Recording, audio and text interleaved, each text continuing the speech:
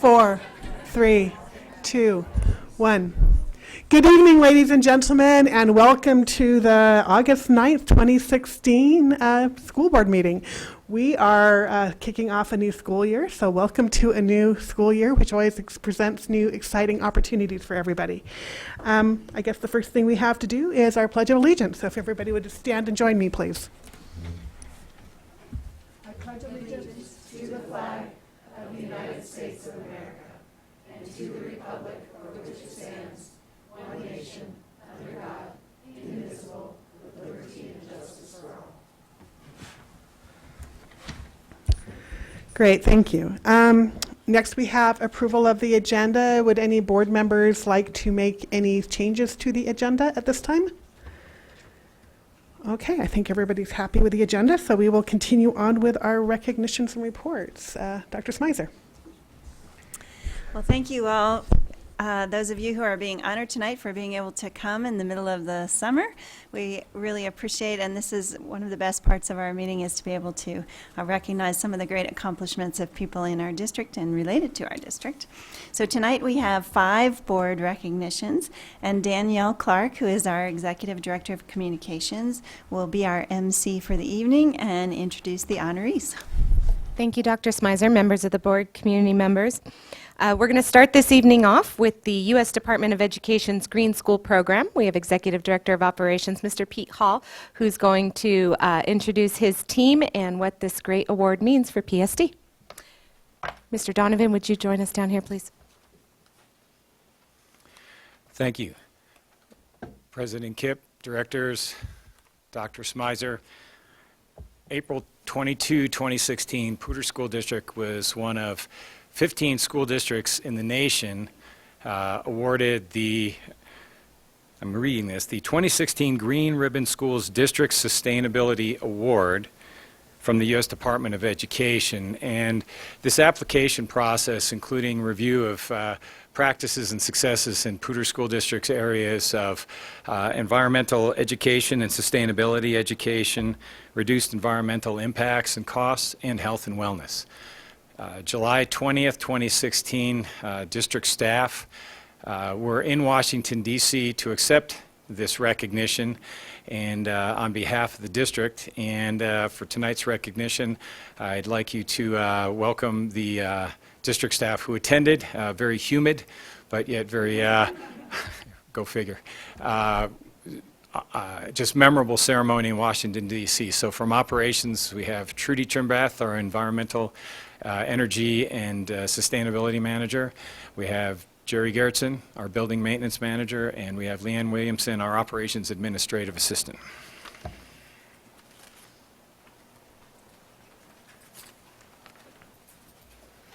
President Kipp, Dr. Smizer, and directors, thank you so much for having us here. This is a district award, as we said. This is not an award for operations. This was something that the whole district participated in.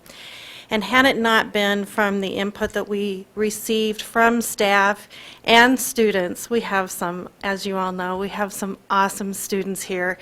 And they were part of the audit process.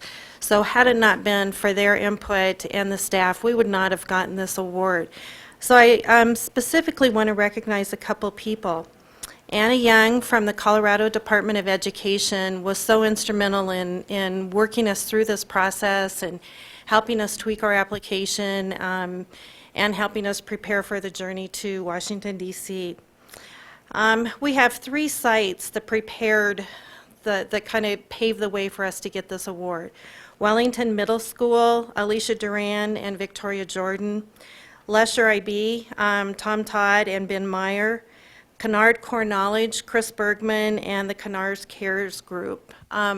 Lesher and Kennard were also present April 20th at the zoo in Denver when we got notified that we had won the award, and they did presentations there and did such a great job. Very professional students, very well versed in the topics that they were presenting. I also want to extend a huge thank you to Pete Hall. Without Pete and his dedication to this, his energy to this program, his dedication to the district, this would not have happened. Leanne helped co-write this, spent a lot of hours modifying the application. Jerry Garrettson, our building maintenance manager, for all his input, both on the building maintenance side and outdoor services side. John Holcomb, who's not here tonight, our environmental coordinator. Also, the folks in planning, design, and construction team, they had a lot of input into us in information related to how we build buildings and how we retrofit buildings. A huge thank you to Robert Beauchamp, Director of Curriculum and Instruction. Robert and his staff spent hours with us putting information together, talking about the curriculum programs that we have, especially Dee Dee Wright, Kelsey Bailey, Kathy Hansen, and Scott Van Totenhove. Thanks to Vicki and her team in Human Resources, and especially Ashley Wagner in the Wellness Program.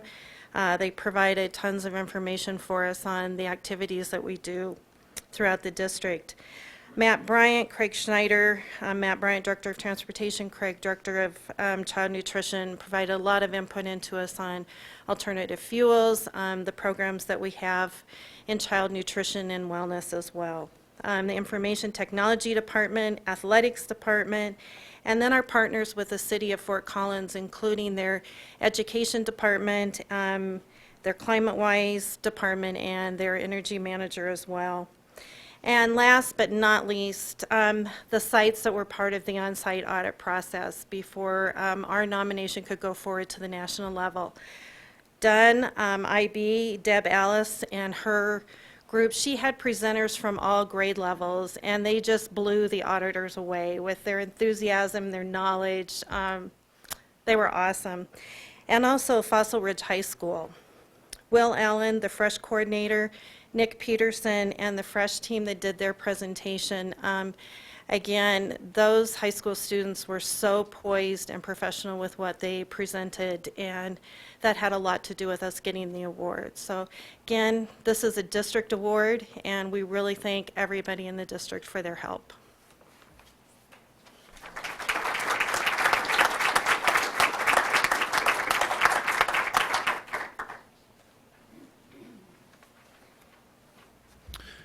Wow, that truly is a lot of people in the district that contributed to this effort. So on behalf of the Board of Education of the Poudre School District, I'm proud to present this Certificate of Excellence to the Poudre School District Facilities Department for being named a 2016 U.S. Department of Education Green Schools Program honoree, August 9, 2016.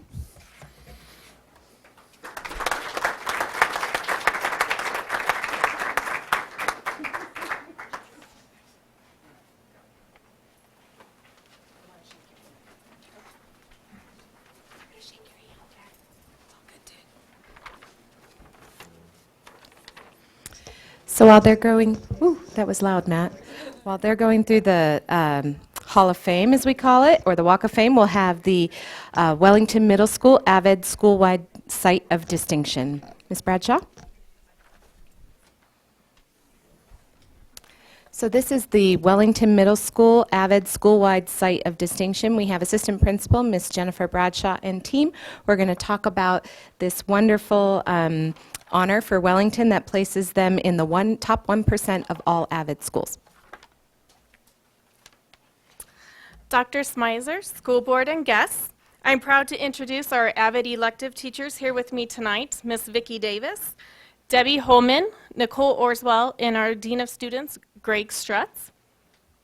AVID has been our focus for 15 years. As you know, AVID stands for Advancement via Individual Determination and is a program that started over 34 years ago in San Diego by Mary Catherine Swanson, an English teacher who wanted to expand opportunities for all students in advanced classes. Thank you for recognizing that Wellington Middle School earned an AVID site-wide School of Distinction honor, which is the highest level of certification with AVID International. This certification indicates from AVID a deep commitment to the students of Wellington Middle School in ensuring that they are college and career ready, a belief that is at the heart of AVID. In communication to us, AVID wrote, as a school organization, This excellence is personified in the whole of your faculty and further demonstrates quality leadership as well as effective systems throughout the school. Wellington Middle School is in every respect a model school and one in which our 13-state Western Division have the greatest pride. Avid would also like to thank and congratulate Wellington's Avid teachers and Avid site team for their express contributions to certification as an Avid school-wide site of distinction. Only 8% of Avid schools worldwide qualified to apply for this award, and only 1% earned it. Wellington Middle School's commitment to ensuring that all students are prepared for whatever they choose to do after high school is strong. The award is based on demonstrating excellence in instructional practice and the promotion of college readiness school-wide. It has to do with making a commitment to training all teachers, routine use of writing, inquiry, collaboration, organization, and reading strategies in all classes, having school leaders on the Avid site team, ensuring that all 8th graders are enrolled in at least one course of rigor, and 7th and 8th graders taking pre-college readiness exams. Also, a part of this work Wellington Middle School does with the school counselors, with English teachers regarding careers. All of these things Wellington does routinely, and we are proud to celebrate our school as an Avid National Demonstration School and an Avid Site of Distinction. For your information, Avid is currently offered at Wellington, Blevins, Bolts, Fort Collins High School, and most recently, Lincoln Middle School. Thank you.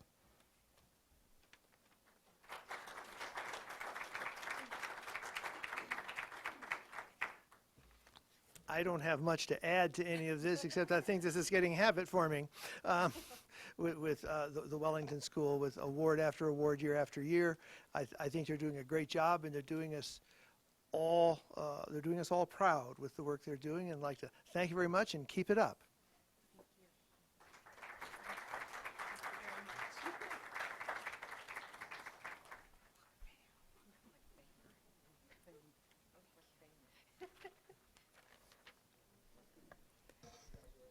Okay. Mr. Goronsky and Ms. Schmier, could you join me, please? And did you bring teams? Did you bring teachers? Okay. Mrs. Gutowski, could you join us, please?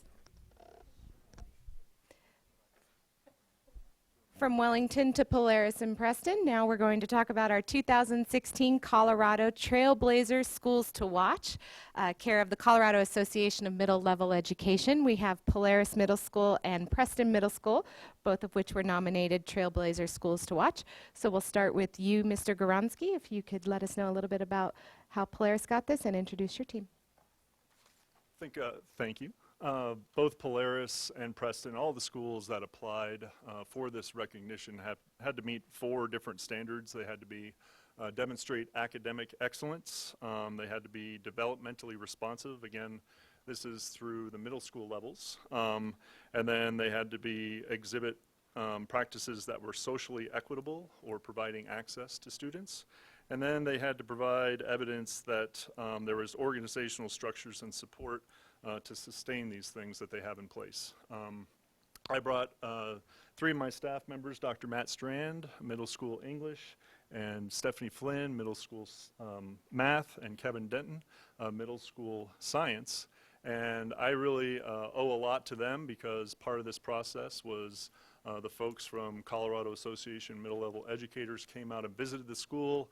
They needed time with students, time with staff, and then they visited classrooms, visited with the administration, and these people and more couldn't make it tonight, but they gave up their time that day, and it was well worth it. We got a nice award along with Preston, had a good time with them out in Washington, D.C. as well. It wasn't as humid, I think, as Pete might have explained when they went, but it's a great honor. And at Polaris, I would like to think that it's a whole K-12 award, because it's not like our middle school structures are vastly different than the elementary or high school, but there are differences. But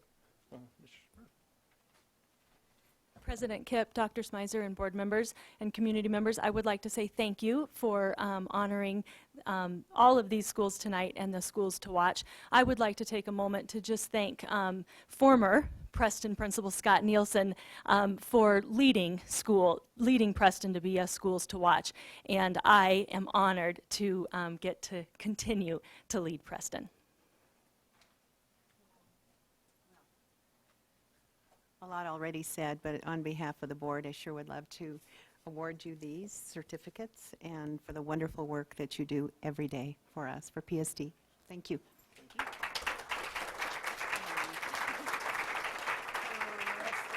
I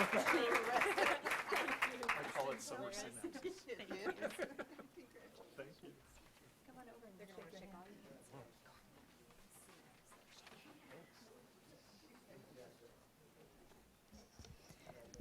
Mrs. Votipka and team.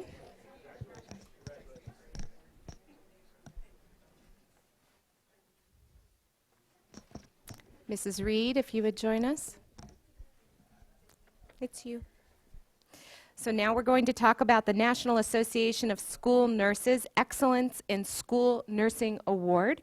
And to discuss this is Mrs. Darcy Votipka, Director of Student Services. Thank you, Danielle. Ever-changing immunization requirements, intensive medical needs, food allergies, seizures, head injury, vision, hearing, prescriptions, over-the-counter medicine, lice protocols, Eco-Week support, healthcare action plans, 911 calls, medical marijuana, and 9 district policies. These are just a few of the items that Nancy gets to lead and manage on a daily basis. And thank goodness she is a dedicated individual with a wicked sense of humor. It is my honor to introduce Nancy Weber, Poudre School District's Health Services Coordinator, and to recognize her for the outstanding job she does in leading and providing support to our nurses, health techs, students, and families. I've had the pleasure of knowing Nancy for 25 years as we worked together in a former life. So when I came to PSD, I was hoping I could recruit her, knowing that she would make a significant impact on the way that we provide health services to our students. Nancy keeps us apprised of all the new school health legislation and practices, and she should get the gold medal in servant leadership. I also know that the nurses in the audience, as well as the others, hold Nancy in the highest esteem, as evident by this nomination. Congratulations, Nancy, on this prestigious award. I don't have a gold medal to give you, but I do have this Olympic hot and cold pack to bestow upon you.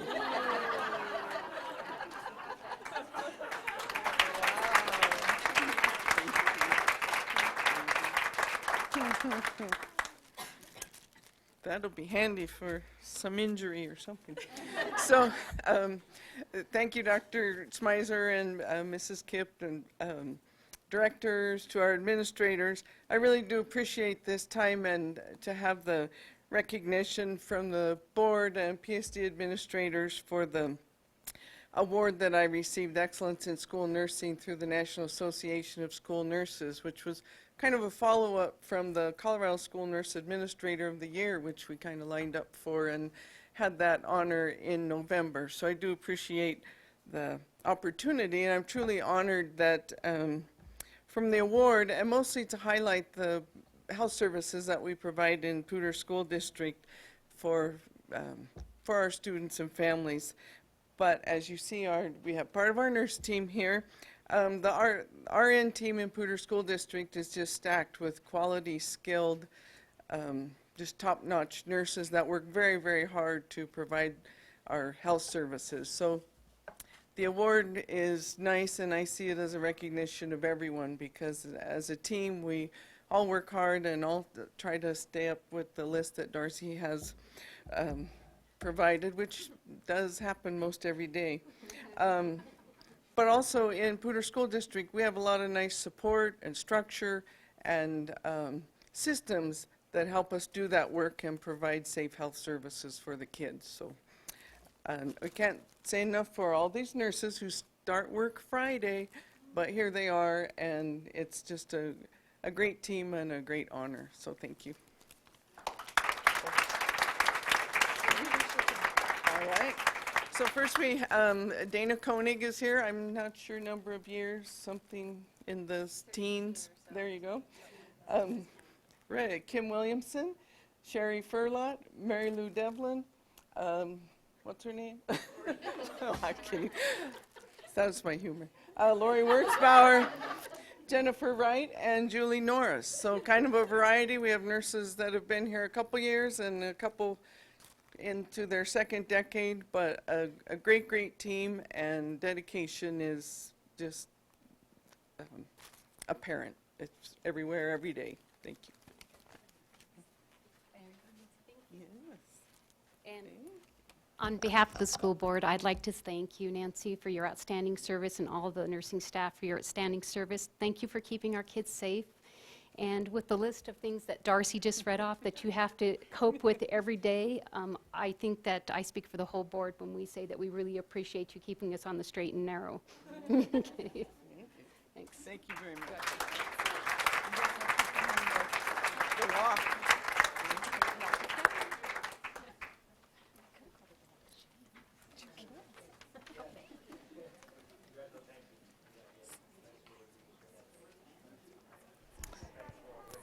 Mrs. Hanson, Mr. Allen, Mrs. Alcaraz, Mr. Pedersen. I waited till you were done. It's all good. Are you ready? Here we are. Okay. Here are my notes. I'm going to introduce you. You're shorter than me. Now we're going to talk about the 2016 Association Chapter Advisor of the Year for DECA. We have Ms. Kathy Hansen, our CTE coordinator. Thank you, Danielle and Ms. Kipp, Dr. Smizer, and directors. I'm Kathy Hansen, and I'm excited to introduce Tanya Alcaraz as the 2016 National, not state, but National DECA Advisor of the Year. Tanya has been the DECA advisor at Fossil Ridge High School for going on 12 years now, and under her leadership, the program has grown from its infancy of around 20 students to over 200 students in membership. And in addition to student participation, Tanya has also been instrumental in creating 3 year-long DECA courses at Fossil Ridge High School, where students have an opportunity to collaborate in their DECA projects in the classroom, which is exactly what DECA is designed to do, is to be co-curricular. I often pick up the phone, I work with Tanya a lot, and I have to think, where is Tanya this week? And you can often find Tanya on a bus or on a plane as she travels with students to state, district, and national leadership conferences and competitions, to cities such as Anaheim, Orlando, Dallas, Salt Lake City, and places like that across the nation. Tanya has a strong passion for DECA and the opportunities it provides for students, especially the leadership opportunities and the ownership of learning with our students. Today I was at her school and she was coaching a group of students who will be putting on an invitational later this fall for 500 students across the state of Colorado. Tanya coaches these students, and then the students implement and instrument the entire day. So she passes that learning over to the students, and they take responsibility. She has such respect at the state level. One of her state directors nominated her for this award, and she's always working to improve DECA. So I couldn't be more honored to work with Tanya, and there's no one more deserving of this award. So thanks to Tanya, congratulations, and I think her principal, Will Allen, would also like to say a few words. Thank you.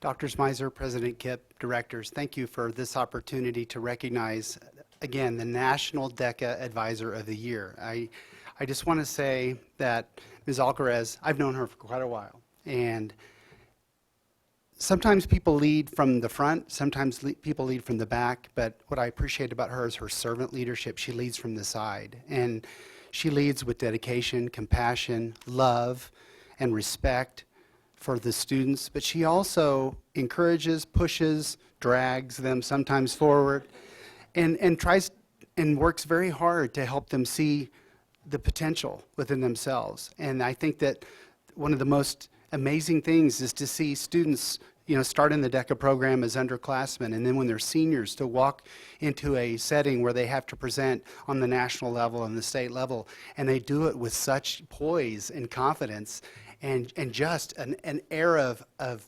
business acumen that is amazing. And we know that these students are going to move on and be leaders in our country, and they're going to be leaders in business, they're going to be leaders in industry and education, and it's because of her work. And she is such a selfless, devoted person. I don't think that we could say enough about her, and I think to have this national recognition truly does honor and recognize the hours, the countless hours of commitment that she makes. So congratulations, Tanya, on being the DECA National Advisor of the Year.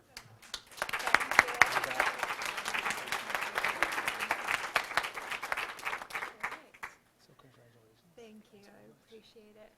So I don't know that there's a lot to add to what Will and Kathy have said. I guess the only thing I can think of to add is that I've been one of the folks who's done exit interviews at Fossil Ridge for the past, I don't know, 5 or 6 years, something like that. And consistently, folks talk about the kids talk about the DECA program and how much that's meant to them as part of their experience. So I think that's a testament from the receivers of the guidance and instruction as well. So again, congratulations, and thank you again on behalf of the board. Tanya, would you like to say a few words too? Sure. Thank you for your time tonight. That was such an honor and such great words. So thank you to Kathy and Will. I definitely have an amazing job, and I love being a Sabre Cat every day and a PSD educator. And you know, my students come to school every day passionate and excited. They wanted to be at school at 8 in the morning today to sell t-shirts. So I just think I couldn't have a better job, and my colleagues are supportive, and it's all the way from the district to the site level. Whenever we ask for something or need something, I think both of these leaders always go back to, is it good for kids? And I love that about PSD. So thank you so much, and I appreciate your time tonight. Thanks.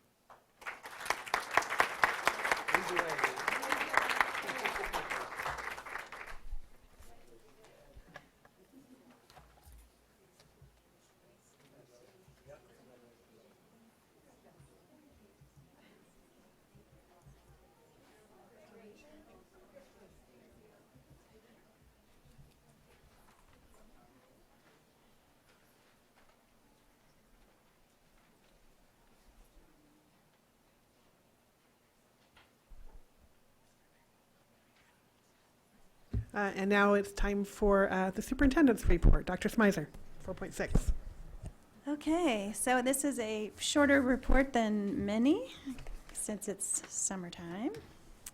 Or, no, it doesn't really feel like summertime anymore around here, but we're all back. So since the last time I've seen you, though, we have done a lot of end-of-year employee evaluations and regular check-ins with board members, although I think board members also got a bit of a break. Board of Education retreats. It's been a while since we've had one of these. Administrator retreat. We spent 2 days together as all administrators for the district, kind of ramping up for this school year and tackling some difficult subjects as well as some more fun ones. We also had a new educator welcome, which was actually this morning. We're in the process of onboarding all of our new employees, both classified and educators, but once a year we welcome all of our new teachers, and there's always a subset of them that are new to the profession. And this will be their first year of teaching. We all have a special place in our heart for them and hope that they will be successful, and we're going to do everything we can to help them to be successful. And then we have a lot of experienced teachers who come to us from other districts and have been trying to get jobs in PSD for a long time. Many people know that we often have sometimes up to 200 and some applicants for every teaching job. So we are a very well-respected district and a place where people want to teach. So we, looking out over the new teachers this morning, there's quite a few who have some years of experience already under their belt and come to us because they want to be here.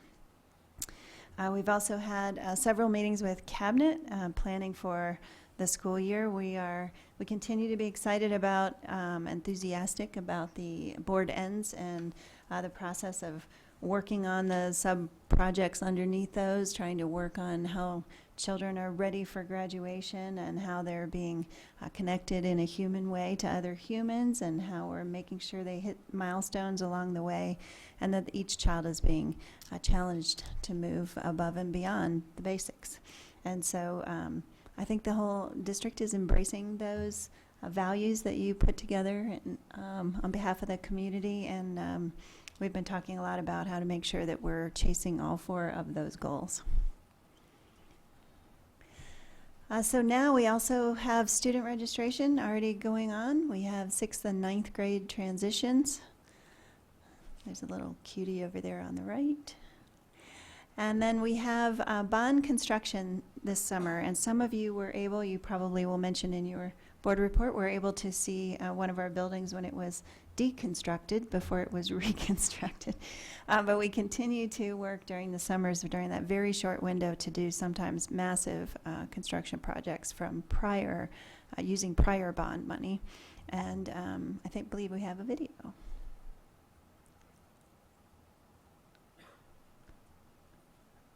Let me try one more time. There it goes.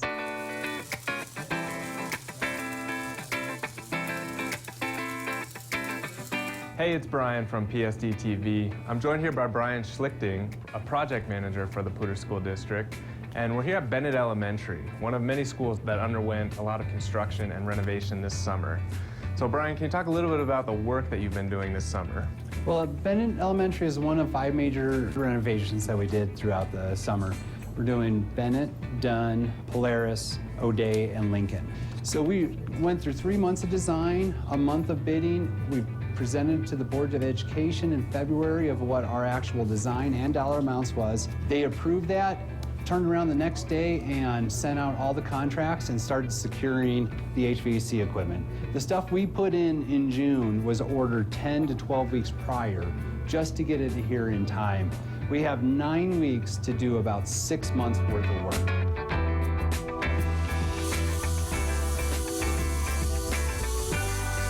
Right now, on my 3 major renovations, I've got a total of about $5 million. That equates to about $500,000 per week, or over $100,000 worth of materials and labor put in each day in these schools. And so how did you determine the scope of work to be done at this site? Well, this is all underneath the 2010 bond. And how we determined this was actually almost 10 years ago, was starting with a 2007 audit, district-wide audit of what the facilities, every facility needed, and a master list was created that went into the 2010 bond. Once the 2010 bond was passed, we distributed the scope of work throughout the district over summers. We cannot do it all in one summer, so Bennett was always slated for the 2016 summer renovation with the other 4 schools we're doing right now. So I was here a couple days ago, and the site looks completely different. You had ceiling tiles everywhere, you were installing new things, and now it looks like it's almost ready for staff to come back in, for students to come back in. Can we go take a look at some of the stuff you've been doing? Yeah, absolutely. All right, let's go.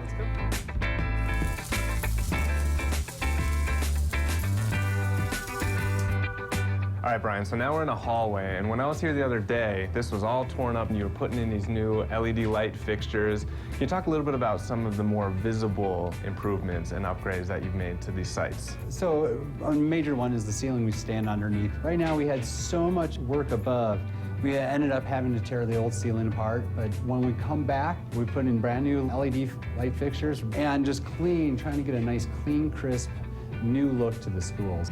And some sites need a little more on the outside than they need inside, but it's really just trying to upgrade the entire site as best as we can. And it is trying to make it equal across this district. We try the best as we can with what we're working with. All right, so now that we've looked at some of the more visible renovations that have taken place, what are some of the things that maybe students and staff might not necessarily see every day, but that they benefit from anyway? Let's go into the boiler room, where the heart and the lungs sit in the building, where probably, I would say 98% of the occupants in the building never get to see. All right, let's go.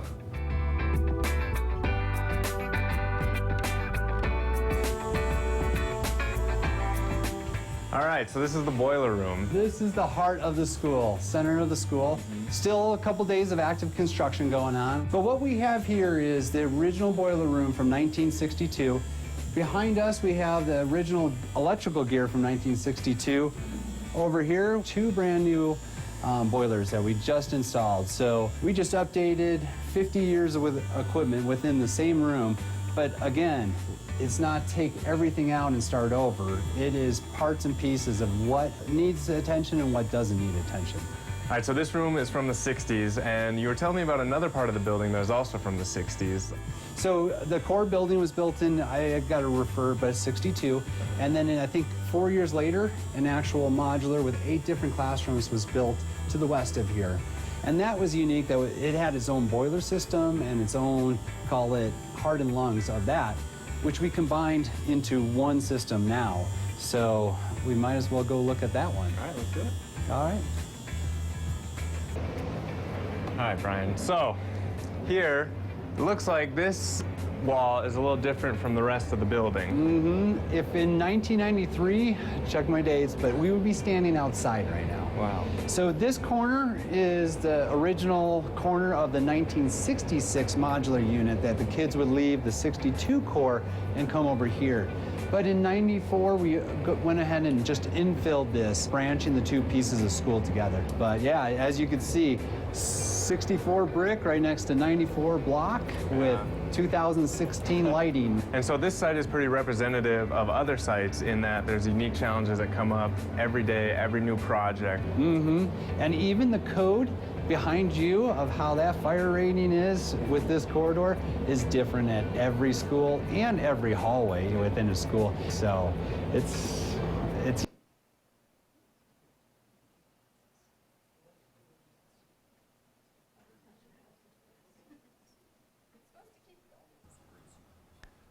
Let's see if we can get it to restart.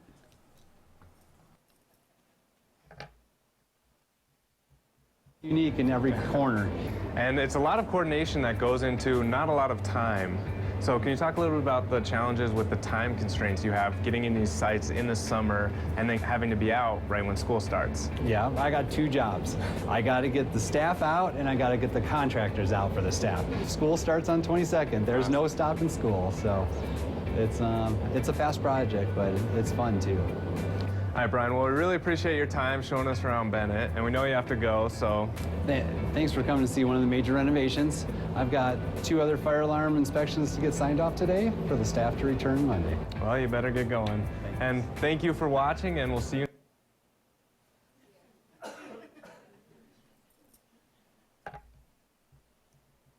next time.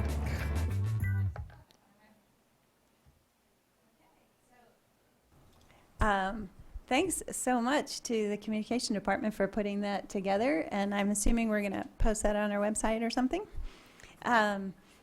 It's amazing, and anyone who's been in a construction site or in a school, literally as teachers are walking out on the last day of work, the construction people are walking in.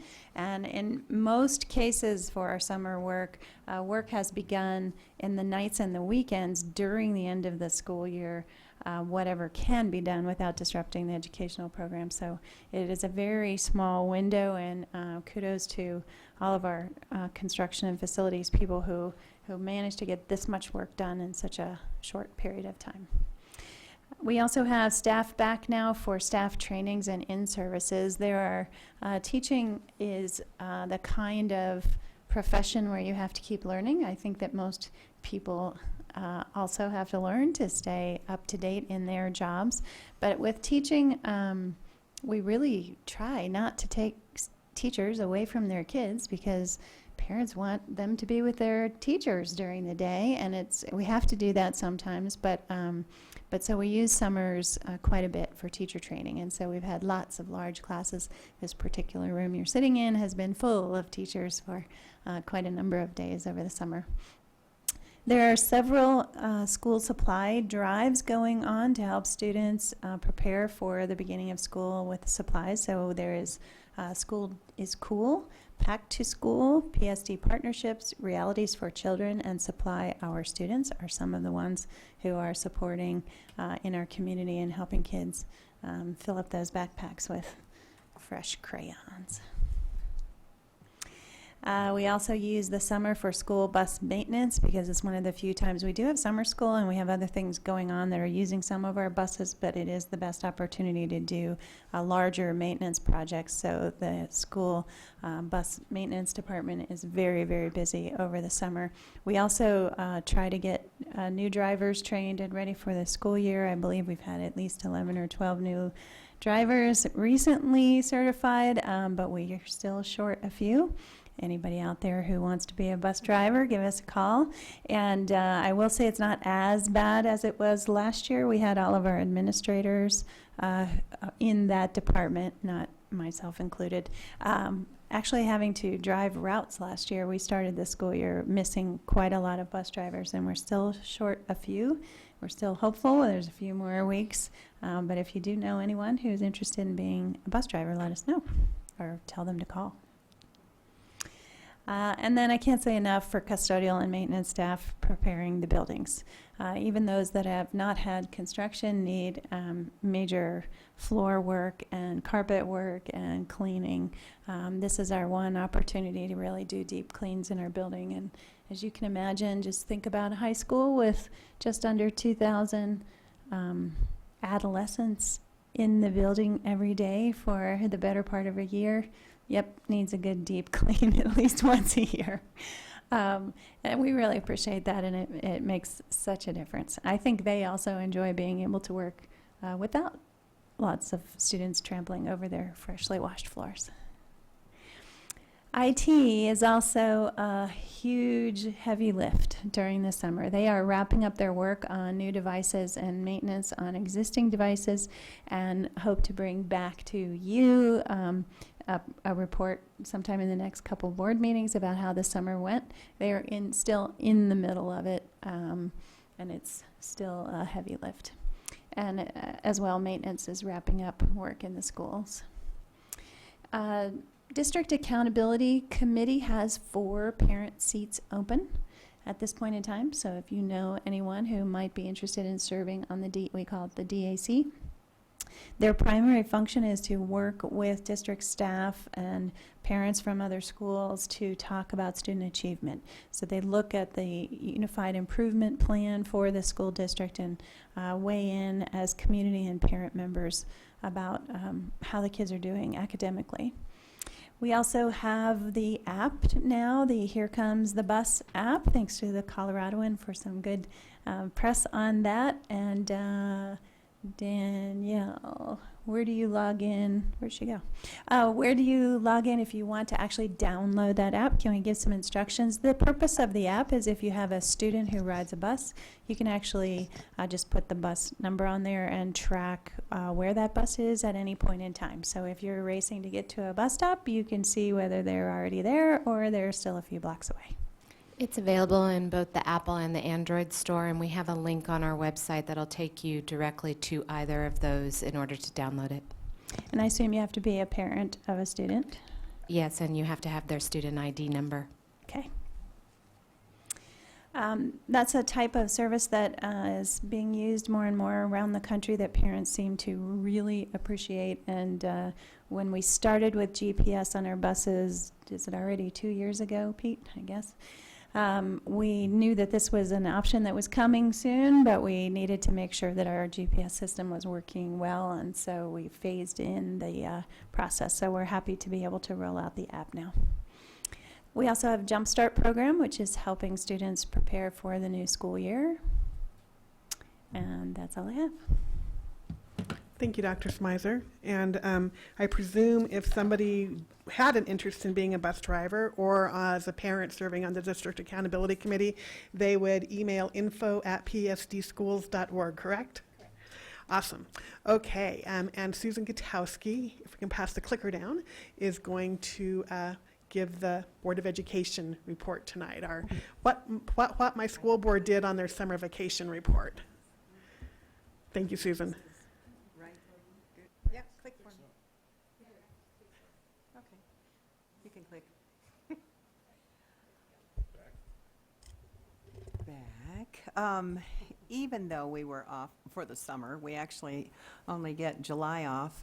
We are, busy. We're active attending events and just, you know, being involved with the district. And so there's so many things that of interest that we participate in. So among those, the end of school year board retreat, legislative subcommittee meeting. We attended early childhood policy council meetings. Attended Fort Collins, Larimer County PSD intergovernmental meetings and individual board member meetings with constituents.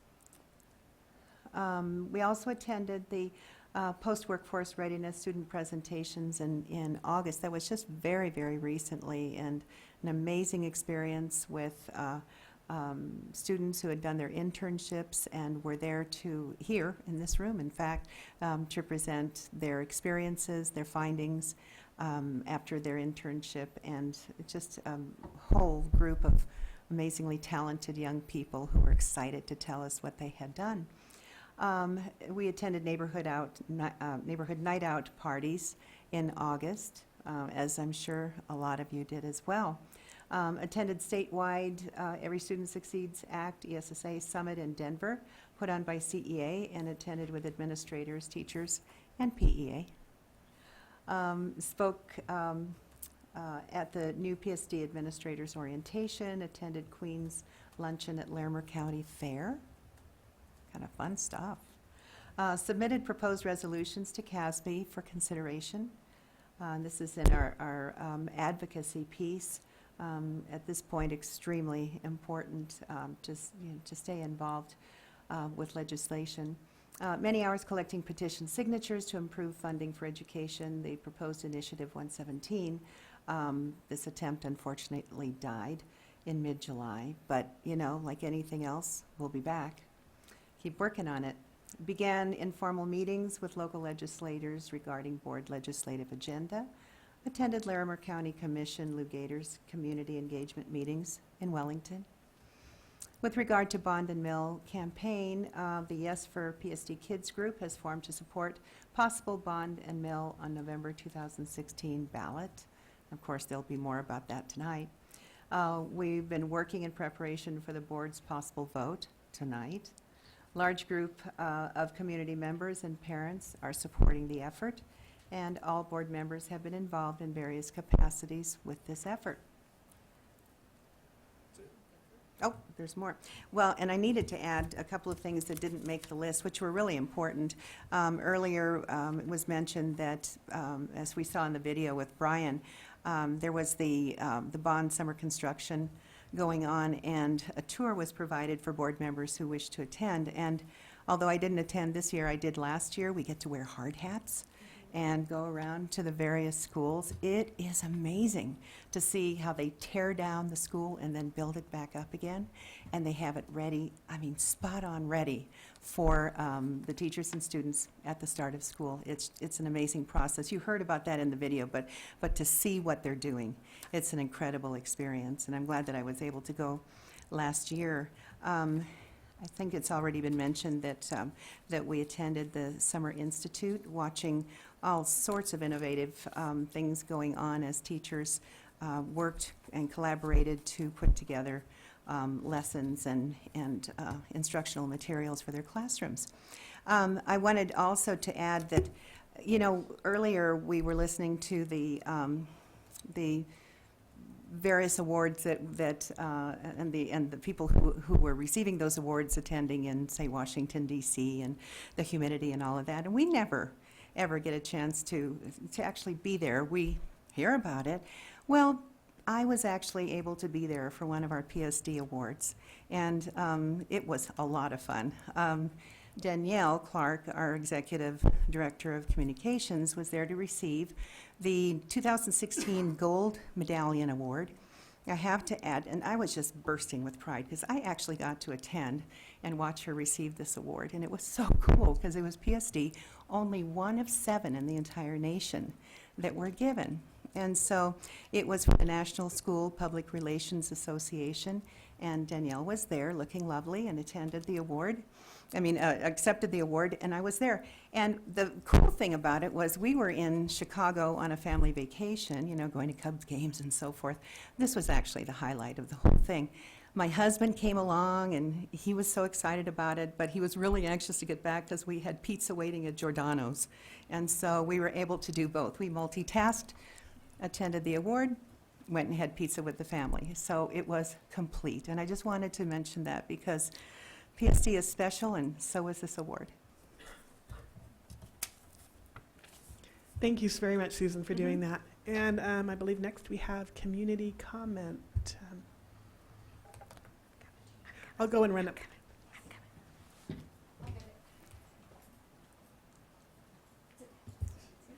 it work? Thank you, my dear. Oh, she's gone.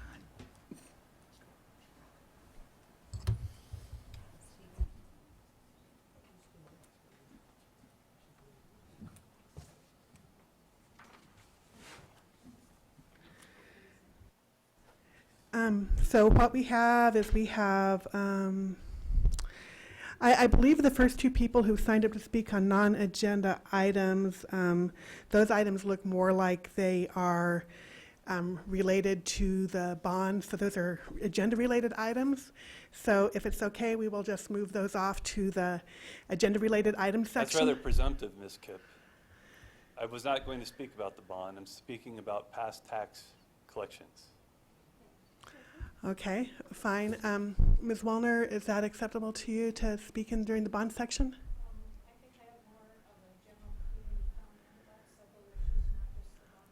Okay. My mistake, then we will continue on. Mr. Sutherland.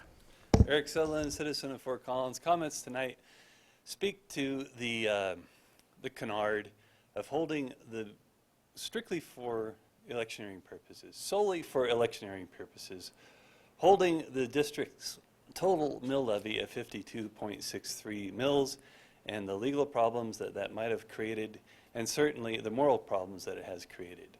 Now, what happened this year as this district went to set its mill levies, instead of using procedures, methodologies that had currently been used to allocate a bond redemption levy in accordance with the needs for paying debt service, reserves, etc., the district essentially backed out a number for the mill bond levy out of a number of 52.63, which is basically just a random number that it wanted to hold the district's mill levy at. As a result, the amount of money collected for bond redemption went up $10 million. The amount of money put into reserves ended up going up $8 million. And for everything that I can tell, I've got a query request in to see if I can get more information. For everything I can tell, that commitment, that contract that was made with the voters in the 2010 mill levy override and bond issue election was not held true. More money was taken than the Tabor notice had indicated, and the ballot question both had indicated would be taken from mill levy. Now, that's a problem in two ways. First of all, it does represent a tax policy change resulting directly in a net increase in revenues without voter approval. There's a good chance that that might be considered to be a violation of the Constitution. But furthermore, we guys have a situation that, you know, the number wasn't met. Okay, now that becomes important because that 52.63 mill levy number, and I think Director Christoph Feber, who's not here this evening, actually kind of made a comment at your most recent meeting that it's kind of like gaming the system to put that number in there. Is done specifically for electioneering. And here's the really crazy rub in the whole thing. For all data that we have right now, county assessor reporting, our assessed values in the next tax year are actually going to go up as much or more than they did in the last one. The district had previously been predicting an 8% increase in assessed values, which means if you stick with that 52.63 number, you'll actually outpace the amount of revenue that you were anticipating getting even more than you did this year with that. This is not a good practice. This is not in concert with the agreement that was made between the voters who approved the ballot question by a very narrow margin and the district, and I think that the school district needs to address the issue promptly. Next up, we have Barb Wallner.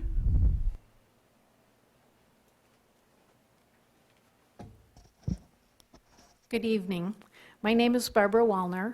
I'm a longtime resident of Fort Collins and a longtime supporter of this amazing Poudre School District. I was co-chair of the 2000 and of the 2010 Mill Bond Committees and current chair of the 2010 Mill Bond Monitoring Committee, plus many other things, 6 years on the Poudre School District Foundation Board of Directors, including vice president, president, and treasurer for 4 years. And I've served on numerous other committees. I'm an educator. My PhD is in educational administration from the Pennsylvania State University. And I have trained teachers and principals at CSU, many of them now in the Poudre School District, for many years. So I feel qualified to speak to these issues. I do not, I repeat, I do not support the current long-range plan, and I do not support going to an election this year, 2016. I do not support spending district money to pay district personnel to conduct listening sessions when in the past, community members did this gratis over 3 years before the 2010 election. Building the wrong kind of buildings, middle school, high schools, in the wrong places, at the wrong time, affects kids and parents for 50 to 100 years or as long as the buildings last. A lack of planning on the part of a few people in the Poudre School District should not unfairly tax the patrons of the communities of the Poudre School District, and always, as before, kids must come first. Again, I do not support the current long-range plan, and I do not support going to an election this year, 2016. And it is a crime not to request mills for all of the kids of the school district, including the charter school kids, as we have in the past. Thank you. Thank you, Barb. Mike Prusnick?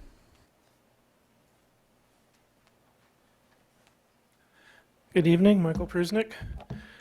I'm going to start with a couple questions I had based on the presentation I saw here tonight, then go into the comments I want to speak about. I thought I saw you guys put up on the board that you were supporting the Yes for Poudre students or something like that, and for Initiative 117. And I was under the impression the school board couldn't take a one-sided view, except for through the official resolution that you passed for 117. So I hope someone will get back to me with an explanation as to what you are and are not allowed to do on that. But mostly what I wanted to talk about tonight is how ignoring the little things leads to big problems. And I see this in the city of Fort Collins as well, and in other areas where people rationalize ignoring the little things. Let's ignore this little thing, let's ignore that little thing, and the other thing. And then all of a sudden you end up with a big thing happening, and you seem caught off guard. But what really happened is, by ignoring all the warning signs and rationalizing away things, and trying to, back bad decisions or justify bad decisions, things like that, you end up backing yourself into a bigger problem. And I'd like you to think about a few things that I've been having experience with recently. Number one, as I was going through your recent annual report, it says your student-teacher ratio is 17.64. I did the math, it came out to 19.43. I sent in a request about this. Nobody will get back to me about whether I'm doing the math wrong, but my math works out for past reports, so I suspect I'm probably doing it right. Last year we heard how great our superintendent was doing, how great our leadership teams are doing, and yet the surveys that just came out last month, or the end of maybe early this month, show the climate survey 2.75% drop since Wilson left, and the parent survey has a 3.84% drop.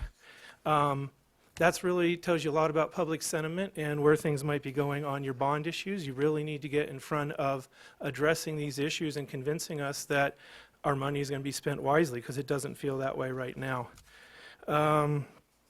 If you go back and review the board retreat from the 17th of June, the CASB resolutions, you never published them in advance. You voted on them without asking for public comments.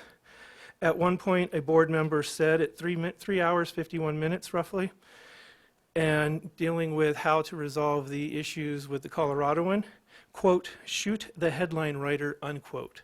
completely inappropriate for that to be said.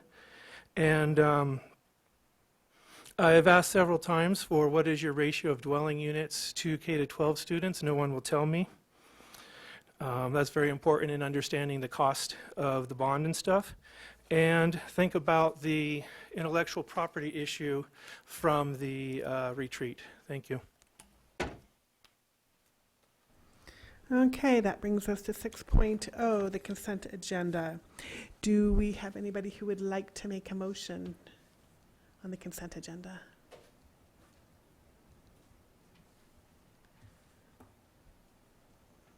Or I can make a motion. I move that the board approve and adopt the recommended items for action on the consent agenda. May I have a second? Okay. Great. I guess we're ready for the vote. Nate?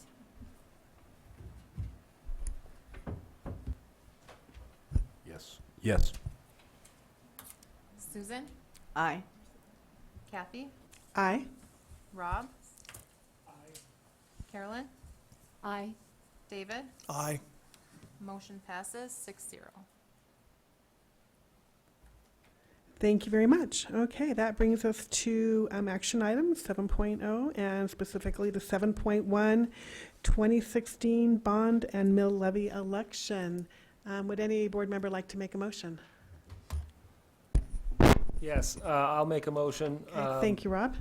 Yeah, there's the document that I'm referring to is an 8-page resolution here. I'm not reading the whole resolution. I'm reading a motion to adopt the resolution. I move that the board approve the resolution forwarded to board members via email on August 8, 2016, calling an election on November 8, 2016, authorizing ballot issues for a mill levy override and for the issuance of general obligation bonds or other multiple fiscal year obligations, which may be used as matching monies for financial assistance from the state under the Building Excellent Schools Today Act and the levy of property taxes to pay the same, setting the ballot titles and content for the ballot issues, providing other matters, and ratifying action previously taken relating thereto, and providing the effective date of such resolution. Thank you, Rob. Can we have a second, please? Susan seconds. Okay, and just so that we understand, is Dave, there's Dave. Dave Montoya, could you please just walk us through the very minor changes that happened in between what happened when the language was put into the board packet and the language that's here tonight? Absolutely. One of the things you're going to find at the back of your resolution is the actual ballot language. And so what I wanted to do is highlight the changes that had happened in there from the one that was included in the packet. Very, very minor changes. So the first one is the word staff was added here. It was not present in the previous version. The second change was after staff, right here, was the word salaries. We removed the word salaries. We did not want to give the impression that we could use this money to give raises, so we excluded the salaries out and reinforced that the positions that we're looking for are new staffed positions. Thank you very much, Mr. Montoya. The other modification, albeit minor also, was we because we have the assistant secretary here tonight taking the role, we needed to insert her name where the secretary's name is also so that she can take that role. Perfect. Thank you very much for walking us through those changes. We do have, I believe, 1, 2, 3, 4, 5 people signed up to speak on this topic. So if we could start with Mr. Sutherland.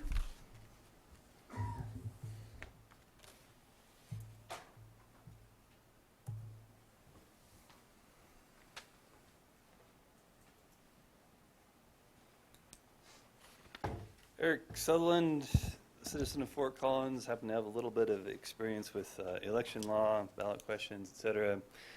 Scrubbed these 2 ballot questions and found several deficiencies ranging from punctuation to logical constructs to glaring deficiencies in actually what is actually being asked to be approved here and what will actually happen in that effect. Our state law does require that ballot questions avoid misleading language, avoid public confusion that might result if the effect of a yes or no vote is not clear to the voter. And I found that to be the case in several of these situations, in both questions, in several places. It's a complicated issue. Preparing a petition to have the questions reviewed and other ancillary follow-ons from that leading up to and hopefully determining that tax increment financing is unconstitutional because of its nexus with interfering with the voting process, introducing a parasitic intervener in the entire situation. It's going to be a complicated situation. But in that regard, I have offered in email conversations with Director Pedersen say that I will present to this board that petition at the same time I would normally file it if you want to wait 2 weeks to see what these deficiencies are and take action thereafter. You could still get the ballot questions to the county clerk before the deadline if you wanted to do that. So that's all I'm going to say on that particular subject. On a much larger scope, we are looking at raising our taxes to build schools for people who don't live here, many of whom won't live here because they'll be choiced into the district, like the 1,100 students that are already choiced into the district, about the same amount of students that created the need for modular classrooms, very expensive modular classrooms, without any verbiage whatsoever in the long-range plan for what the policy will be for choicing in students into the district in the future. Some of the people who move into the district and occupy these schools or benefit from these schools will not be paying anything for schooling because all their property taxes will be diverted through tax increment financing and following on just erroneous classifications of land as being blighted in slum conditions, even though it was a farm that they were talking about to begin with, and several other problems associated with it. It's not going to be a very good solution. And at the end of the day, you just have to understand that growth in our community today is significantly different than it has been before in the past.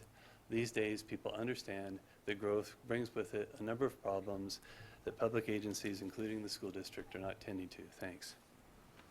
Thank you. Next, we have Mr. Tom List.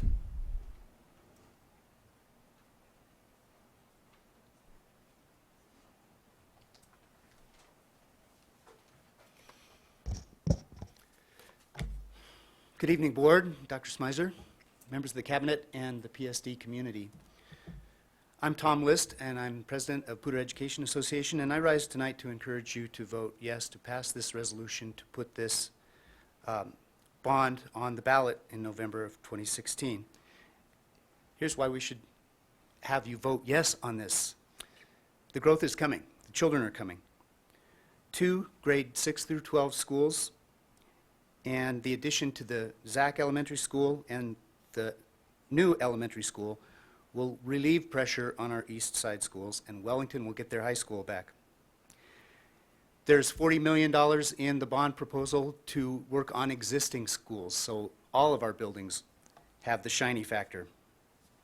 The new athletic center will reduce wear and tear on French Field, and it will ease scheduling for our student athletes. The transportation center will allow for a more efficient use of our fleet. And it will free up other resources that can be used in our classrooms and for salaries for our younger members. Our younger staff members can afford to live in the communities where they teach. And finally, it does all of this without increasing the tax burden. A vote no on this resolution would mean increased class sizes, possible split shifts at buildings, a greatly increased workload on our staff, continued wasteful and unsustainable spending on modular classrooms, and more educators that can't afford to live in the communities where they work. Our district is large, containing Fort Collins, LaPorte, Timnath, Red Feather, Livermore, Stove Prairie, and Wellington. We are all Poudre School District. I respectfully urge you to vote to put this measure on the 2016 ballot. Thank you. Thank you very much. Katie Montoya.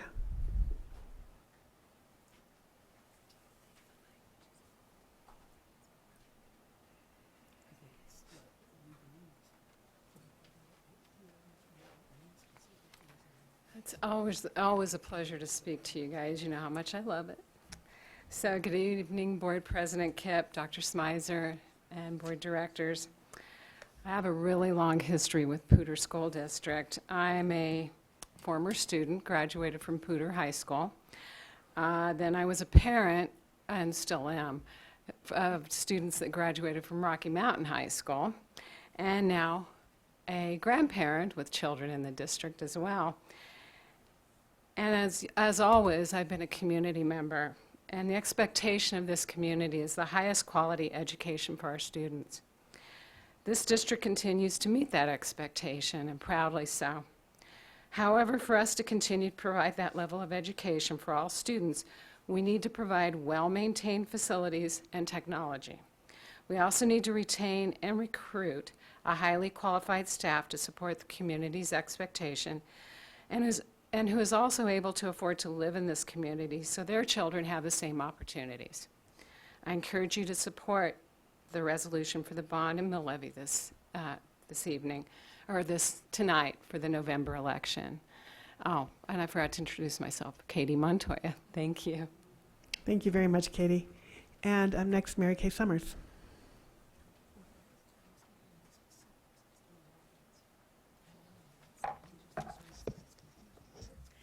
Good evening, President Kipp, Dr. Smizer, and Board of Directors. I'm Mary Kay Summers. I'm one of the co-chairs of the Yes for PSD Kids. I'm also a retired principal of PSD, been here for 24 years, and I'm recently have been serving on the Community's Facilities Advisory Committee.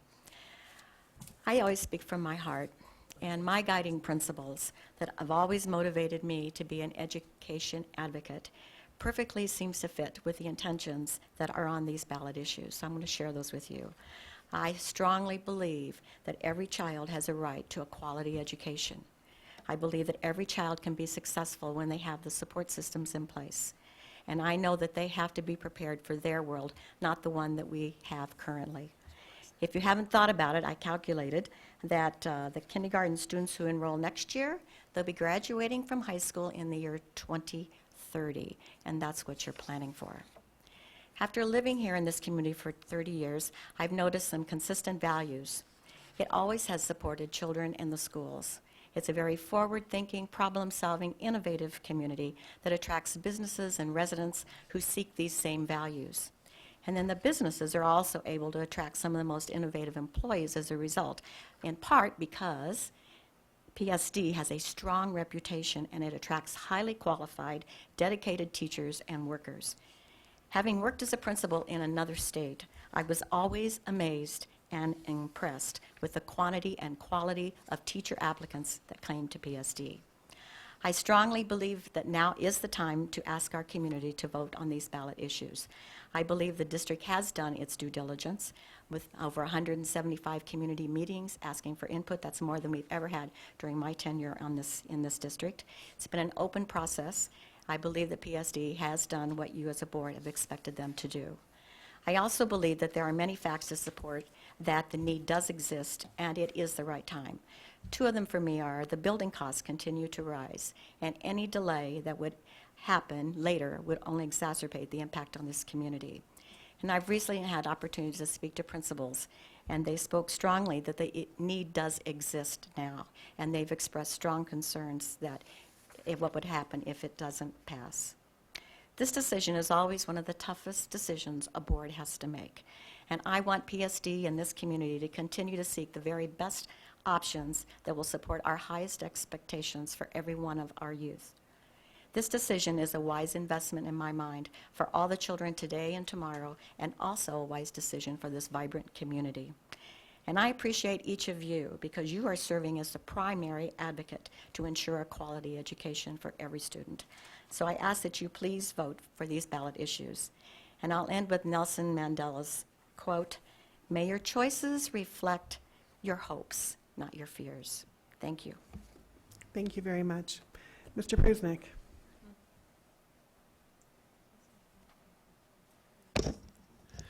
Good evening, Mike Prusnick. I'm here tonight to ask you not to put this on the ballot at this point in time.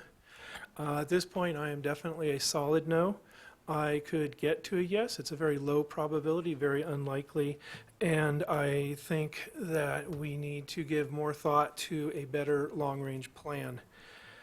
Some of the issues I have is, number one, is the ballot language doesn't actually require you to spend it on the long-range plan as advertised. It gives you a lot more flexibility, and I'm concerned that that flexibility may be used for things that we weren't planning on. We've heard this board talk about the marijuana tax before and saying people didn't realize what they were voting for, and I'm concerned about that situation coming up here. I'm also very concerned about the reports during the presentations for the long-range plan, talking about $500 million in deferred maintenance. How did we get to $500 million? That kind of indicates some level of mismanagement, and we need to understand that large deferred maintenance, where it came from, and understand that, because just throwing $40 million at it, it really isn't anything, because 500 million divided by 40 is 12 years. How long did it take us to build that up? And we may actually have 600 million by the time you're done spending the 40 million. We really need to look at a model that will allow us to address the deferred maintenance and make sure we have the revenues to drive that. And that is not by floating a bond and a mill levy just to hire new teachers for the schools. I also suspect that when the new schools open and the principals are hired, they're going to try and hire the best teachers from our current schools. And the best teachers, of course, are going to want to go to the better schools and not stay in the ones that are continuing to deteriorate. And that's going to cause an exodus from Fort Collins. I was at the board retreat where you pulled out the documents from the 50s and 60s and bragged about how you're doing the same thing now that you did then, but you missed something in the fine print, which was back then the ratio of spending on the ballot, on the bonds, were relative to the growth in Fort Collins. So Fort Collins was paying for itself and others. This time you're really asking the bulk of your tax base, the people in Fort Collins, to build schools for other places while ignoring the maintenance on their issue, on their schools. And we need to find a way to do this, and we can. There is a bonding mechanism called Mealy-Ruse that allows, in other states, use to finance capital improvements with growth. And the city of Fort Collins used 50 mills of property tax on the residential construction to pay for capital costs on the mall.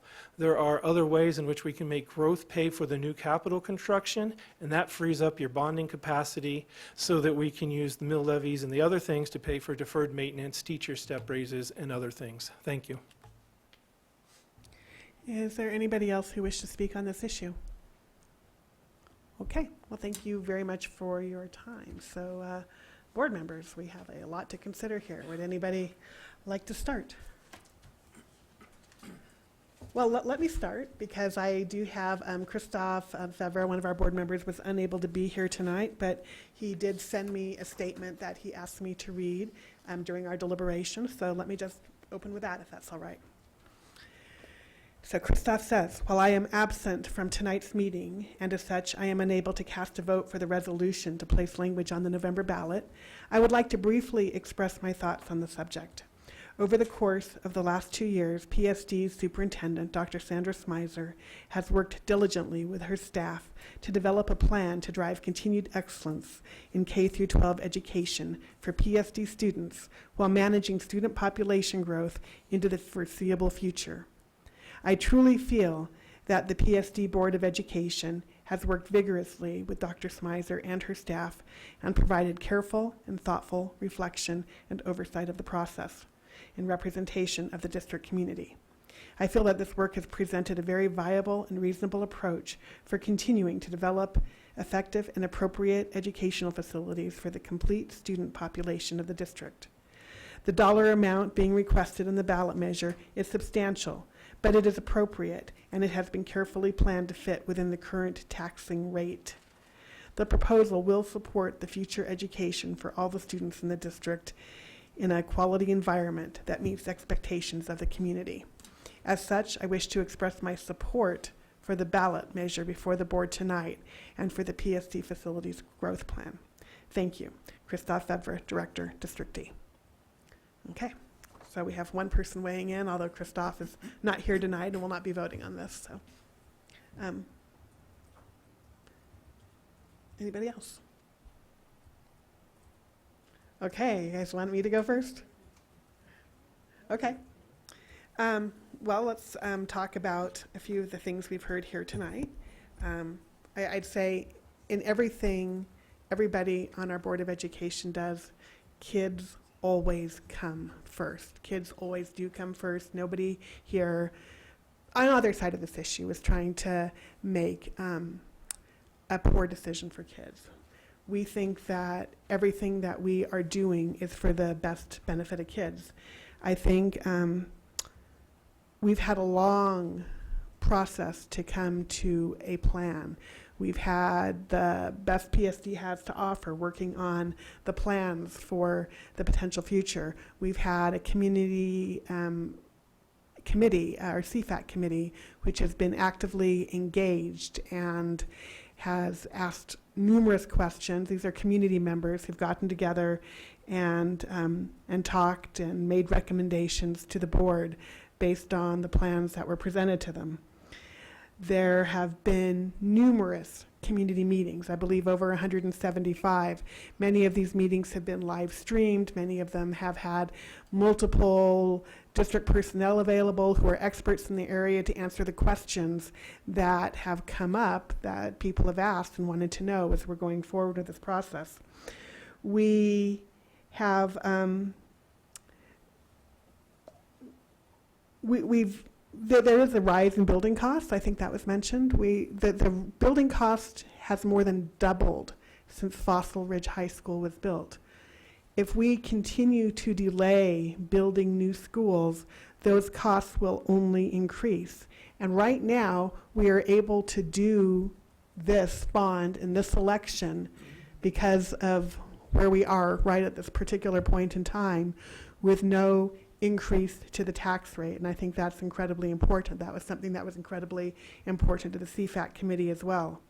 I mean, any of us, if you asked us, sure, we'd like more money for education, but if you want to know about $500 million in deferred maintenance, you can start looking down at our legislature, who since 1992, when Tabor was enacted, has failed to do their job and has failed to refer a single tax measure to support education or anything else to our populace, okay?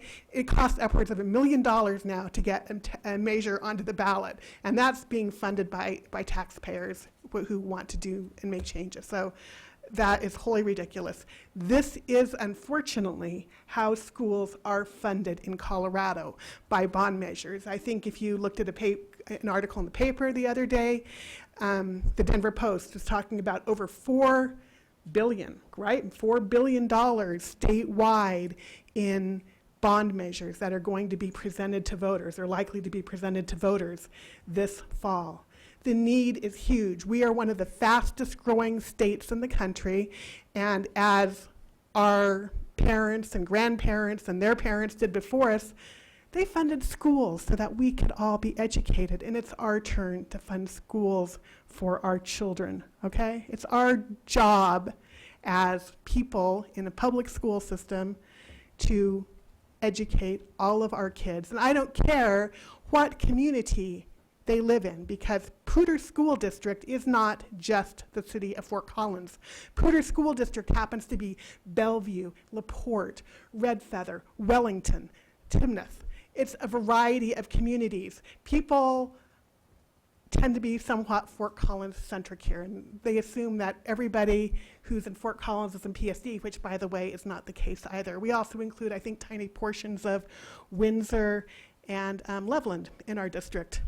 So the school district boundaries were drawn before the city districts were finalized. So I'm sorry, but that's the way it is. People who suggested, well, you just need to change the school district lines. You want to talk about a big project. Holy cow, that would be enormous. It would require more time and political capital than anybody here is planning to spend on that particular thing. So I think we have a well thought out long range plan. I think we've actually revisited the choice policy, and there have been some changes made to that. We are all PSD. We need to do this for our children. Okay, next. David.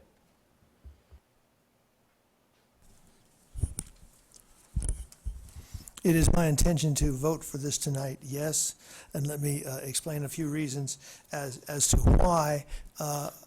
First of all, some of the publicity from critics coming up to this moment over the last year or so has been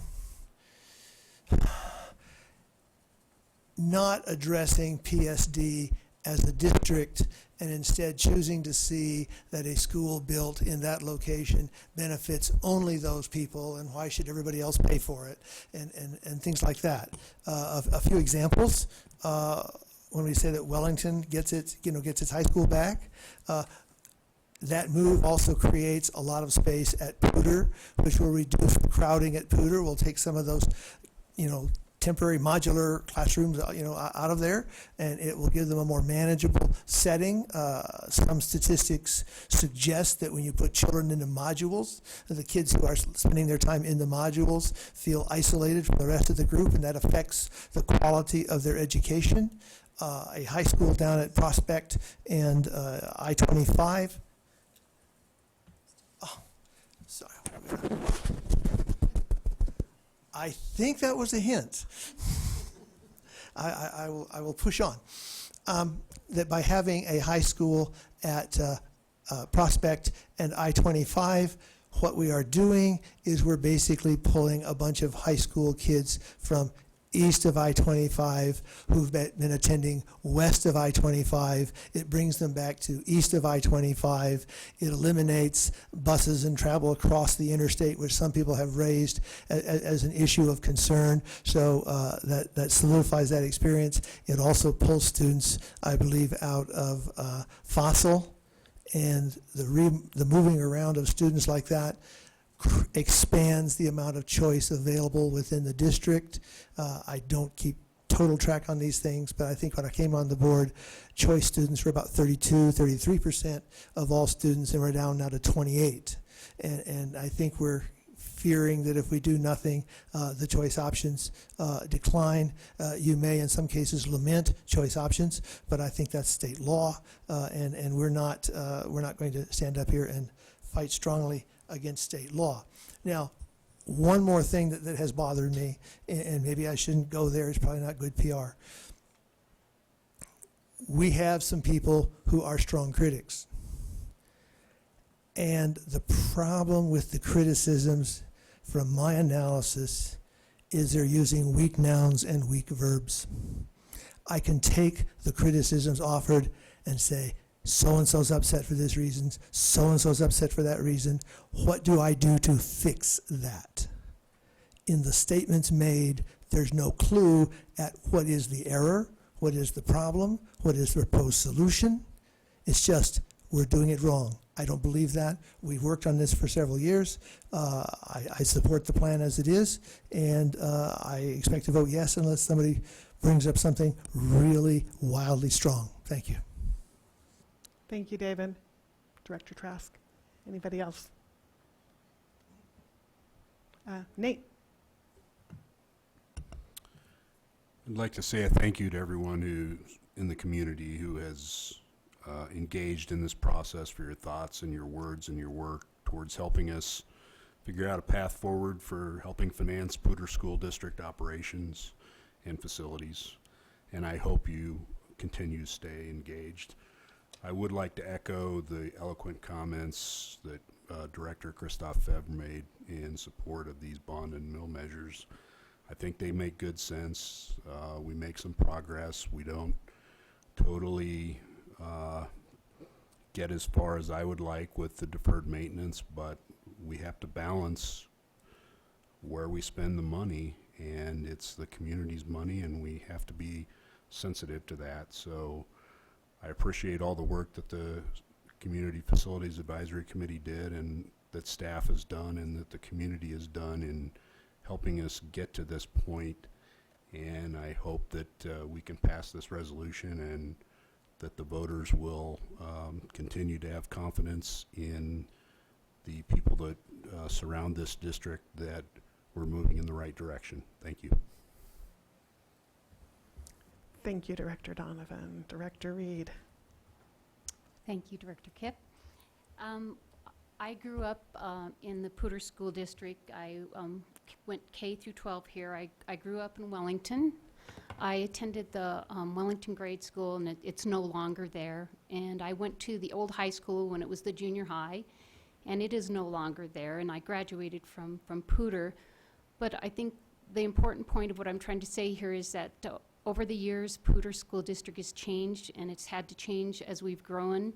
And sometimes that means we've had to replace old buildings with new buildings to keep kids safe and to have healthy environments for them to learn in. And we're continuing to grow now, and I think that we need to continue to provide, safe environments and safe schools for our kids. When I went to Poudre, I was bused in, and I spent over 2 hours a day going and coming from school. And that was really hard on me when I was going through my teenage years, having to spend so much time on a bus. It took away from my study time, and it also prevented me from participating in sports, which I had really enjoyed up to when I got into high school, but because I didn't have transportation, I couldn't participate in sports. And I think the important thing for us in building these schools that are near the communities that we are serving, that the schools will be close to the children that we are serving. I don't want to see any kid have to spend over an hour going one way to school. And I think that also takes sleep time away from them, reduces their acuity when they're in school. And I think it's the longer we keep kids on bus, the less safe it is. I think the shortest distance we can give kids to school, the better it is. And then with regards to choice, like David said, choice is state law. And we do want to provide choice for our kids in district. I don't think it's our job to provide choice for kids who are out of district. And because of that, we have changed our choice policy, and that will be being published pretty soon. And under no circumstance will any child outside of our district get in front of one of our students. They will not take a seat ahead of one of our students. And I think that that's an important change that will give our voters a lot of confidence that the schools that we're building will be for our students. And then there's one other point I wanted to make here.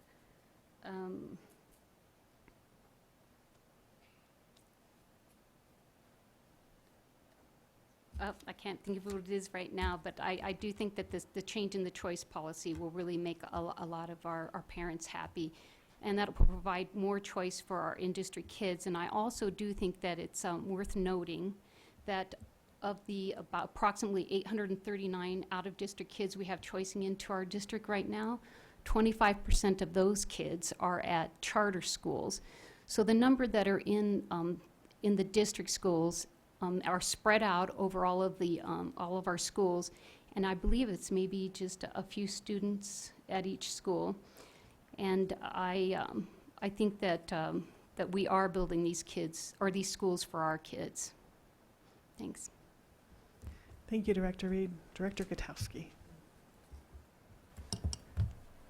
Well, I also intend to vote for the bond to go on the ballot in November. And I base it on personal experience. In my case, as a former classroom teacher for 34 years, I spent a number of years in a district, not in this state, and we were facing very similar challenges to what we are now. We were suffering from a lack of funding from the state. We were suffering from just basic funding issues. And as a result, and as a classroom teacher, I experienced the results of an inaction, basically, from the community to not fund the schools. I experienced double sessions. We've talked about the fact that if we don't pass the bond, then the kids keep on coming. They're not going to stop, and they're going to keep on growing up. And we are in our middle school, but probably in our high schools, we'll have to go on double session where you double use the building. And there were those of us, I was fortunate, I drew coming to school at 7 in the morning so that I could leave halfway through the day. And then there are other teachers who drew coming in the afternoon and staying until 7. So we utilized that building for 12 hours, and we got it done, because we always do. The classrooms were overcrowded. We had classes of 38-to-1 ratio. Kids don't get a good education when you can spend less than 1 minute with them during a classroom session. So I've seen the results of what happens when there is inactivity. And, you know, when schools are starving, when districts are starving and they're not funded from the outside, then we have to appeal to the community for help. And that's what we're doing. I've seen, in the past, I've seen people who have paid it forward and have funded my kids to go to school, got a wonderful education in PSD. They're now grown, they're taxpayers, they're voting for the bond because they know that it's what they need to do as responsible citizens and as parents and as community members to not sit by and let what will happen, as I just described, and they know that they need to pay it forward. And that's how I look at it. And we have had ample opportunity to ask our community for their input, and I think with all of the due diligence that's been done over the past year, that what we're doing is the right thing. I disagree that it's going to bring harm to our community in the future, that it's going to bring harm to our district. I think, in fact, that it's going to be the best thing that we've ever done. Not to say that we won't have to ask again in future years, but we do need to ask now. And I'm voting for it to put it on the ballot, and I'm going to vote for it when it gets on the ballot. And I would, at that point, be urging other community members to do the same thing. Thank you, Director Gutowski. Director Pedersen. I get that wind screened on this thing. I don't know. I don't know what it's officially called. So, yeah, hat. Okay. So boy, there's been a lot of eloquent discussion up here. Some really good comments that I agree with. I'll just add some summary thoughts that I've put together. One of them is, or the overriding theme is that we are all in this together, right? I mean, the fact of the matter is, as others have pointed out, Poudre School District is Fort Collins, Wellington, Timnath, Bellevue, LaPorte, Red Feather, and other areas of Larimer County, not to mention parts of Loveland and Windsor. And we have a responsibility as a school district to support all of those kids, and certainly as a board to look out for the interests of all of the kids. I've heard quite clearly from members of the community, from some members of the community, that there are concerns about the current school funding mechanisms and the tax laws and what that might mean about what taxes are diverted to what purposes or not. I have some sympathy with some of those concerns, but I don't believe that the right thing to do is to hold up building schools, needed schools for our students in order to figure out how to fix tax laws and school funding mechanisms, which will likely take years, right? And in the meantime, our students will suffer. So I'm not prepared to use their suffering as a vehicle to get state law to change. I'll be happy to work independently on making the changes that I see, or helping to convince others to make the changes that are necessary in state law as I see it. Also, I recognize that not all parties, if you want to call them that, are expecting to get what they would like out of this bond.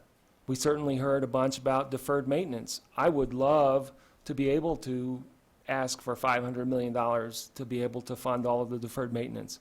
I have zero reason to believe, and frankly, I think nobody in this room has any reason to believe, that the taxpayers in Poudre School District across all of those communities have the appetite, frankly, for that kind of tax increase. So we have a responsibility as a board to balance all of the needs that are before us, including the needs for new seats for students who are moving into the district, and the deferred maintenance that we have.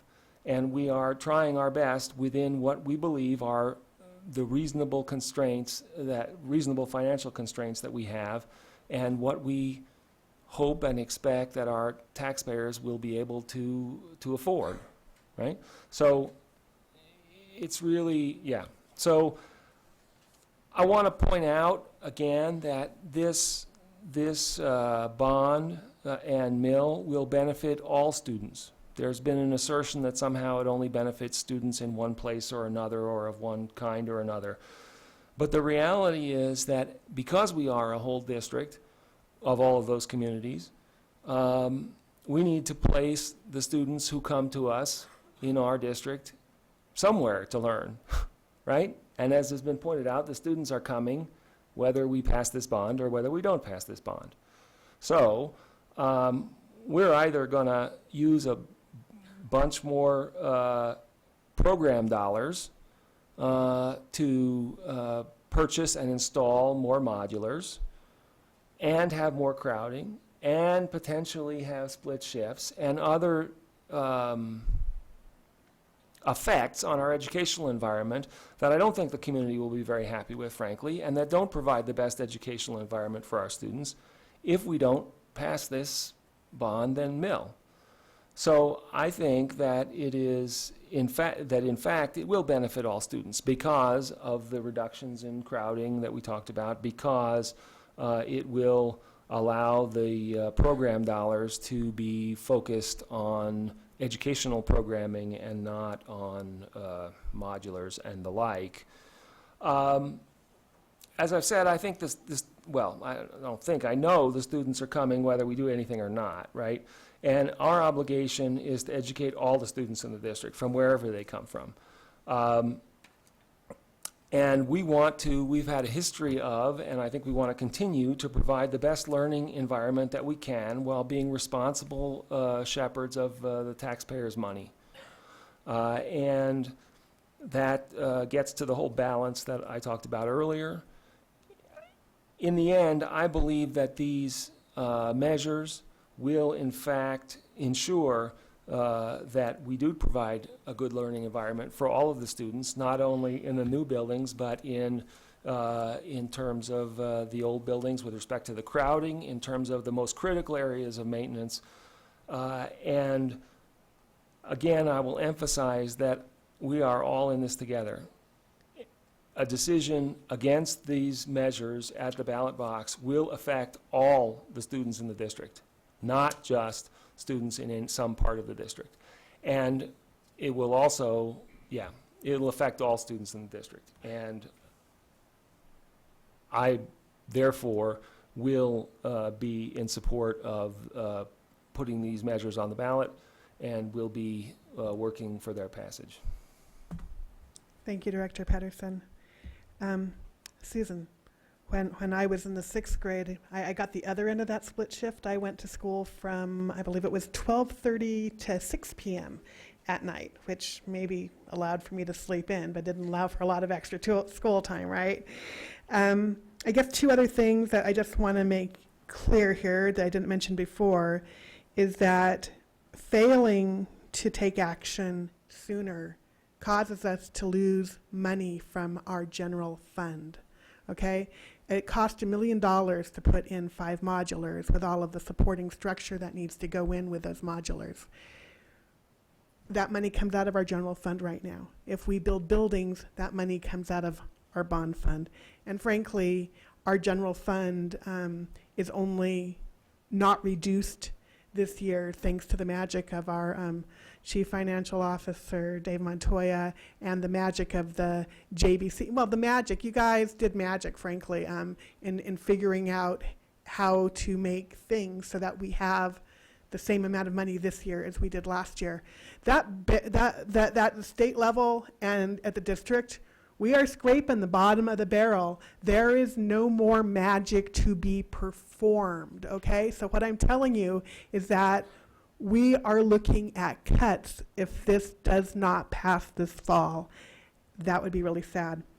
The other thing I just wanted to mention is the other contingent of people who I hear out in the community are people who just who are against this, who don't want growth in Fort Collins, don't want any more growth in our community. And they believe that if we let our schools fail, okay, that if we go from a good performing school district, a well-performing school district, to a poorly performing school district by failing to fund our schools, that this will be good for our community because we won't grow anymore.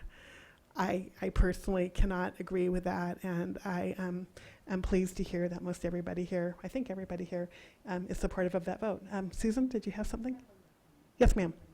I am done. You may have the floor. Susan Gutowski. I think it needs to be said. I need to add clarity to a comment that was made earlier about, one of the effects of building new schools is that all the teachers will clamor to be part of that new school. And I need to speak in defense of teachers and who they are, having been one for many years. Teachers don't clamor for shiny new buildings. They teach at places where their heart is. They teach at places where they enjoy the climate, the culture. There are teachers who willingly teach students who have special needs. They teach at schools that don't have a tremendous amount of funding, simply because that's who they are, and simply because they want to help. And they don't go just for the shiny new buildings. I think it's having opened the opportunity to open 2 schools, there's a lot to be said for it, and it is a lot of fun. But I've also taught at schools where I just loved teaching there because I loved the people that I taught with. I loved my administrators. I loved our custodian. I just loved the school, and I loved being there. So I wanted to clarify that I just don't think that that's going to be a negative effect from building new buildings. The positive effect is we're going to have more room. And that's the key thing. And kids won't have to go to school till 6 o'clock in the evening. But it just needed to be said. Thank you, Susan. Any more comments? Okay, are we ready to vote? Okay, let's do this.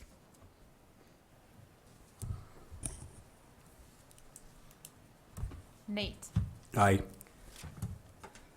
Susan. Aye. Kathy. Aye. Rob. Aye. Carolyn. Aye. David. Aye. Motion passes 6-0. Thank you very much, everybody. Good discussion. Okay, let's move on to 8.0, which are actual discussion items. First, 8.1, revisions to district policy DGA, DGB, authorized signatures / check writing services. Looks like Executive Director Montoya is going to address us. Thank you. Okay. So one of the things we're presenting today is a revision to policy DGA/DGB. And the purpose of this rewrite is to actually provide the board and the policy a little bit more detail about what we're doing with check writing. As you can see on this redlined version, there's very few words that began and many words that have been added to add more specifics as to what we're doing. The first thing is, and I also want to mention that, and I'm going to show this to you briefly, in June, the board actually got a resolution authorizing check issuers, and it actually follows this new policy because this is probably more detail that the board was looking for as far as knowing what's going on. The first piece is that for all checks of $5,000 or more, they required the written or facsimile signature of the president, secretary, treasurer of the board. All checks for less than $5,000, this is where we added a lot more specifics because I think everybody's aware that we give the ability to write checks out at sites. They're limited by $5,000 per check, so there's some limits on that, but we needed to be more specific to what we're doing there. And what this is saying is basically for any checks under $5,000, that it would either include all of those signatures, or the other option is, and these are just for the checks under $5,000, it would include a signature of a building principal or somebody else out there. So that's exactly what this is getting at, and what the resolution did in June was the board actually identified the positions in which we're allowed to allocate these checking accounts out to. And so if you look at the positions here, it all probably makes sense. School principals, department managers, school department office managers, bookkeepers, the folks that are dealing with the money day in and day out. So I don't want to belabor this a whole lot more. I think it just adds more detail to what we're doing where detail was lacking. And that's about all I have to say on that, unless there's further questions or detailed questions. Any questions on this policy? Nate?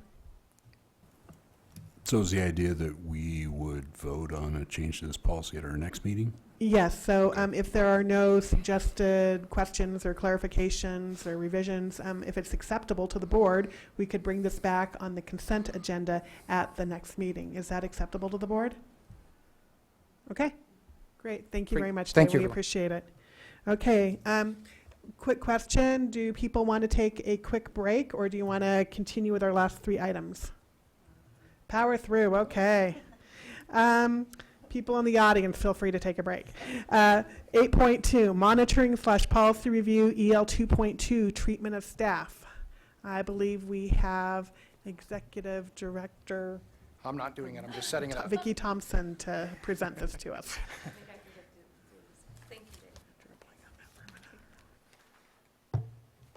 Good evening, Board. I'm Vicki Thompson, Executive Director of Human Resources. Oh, thanks.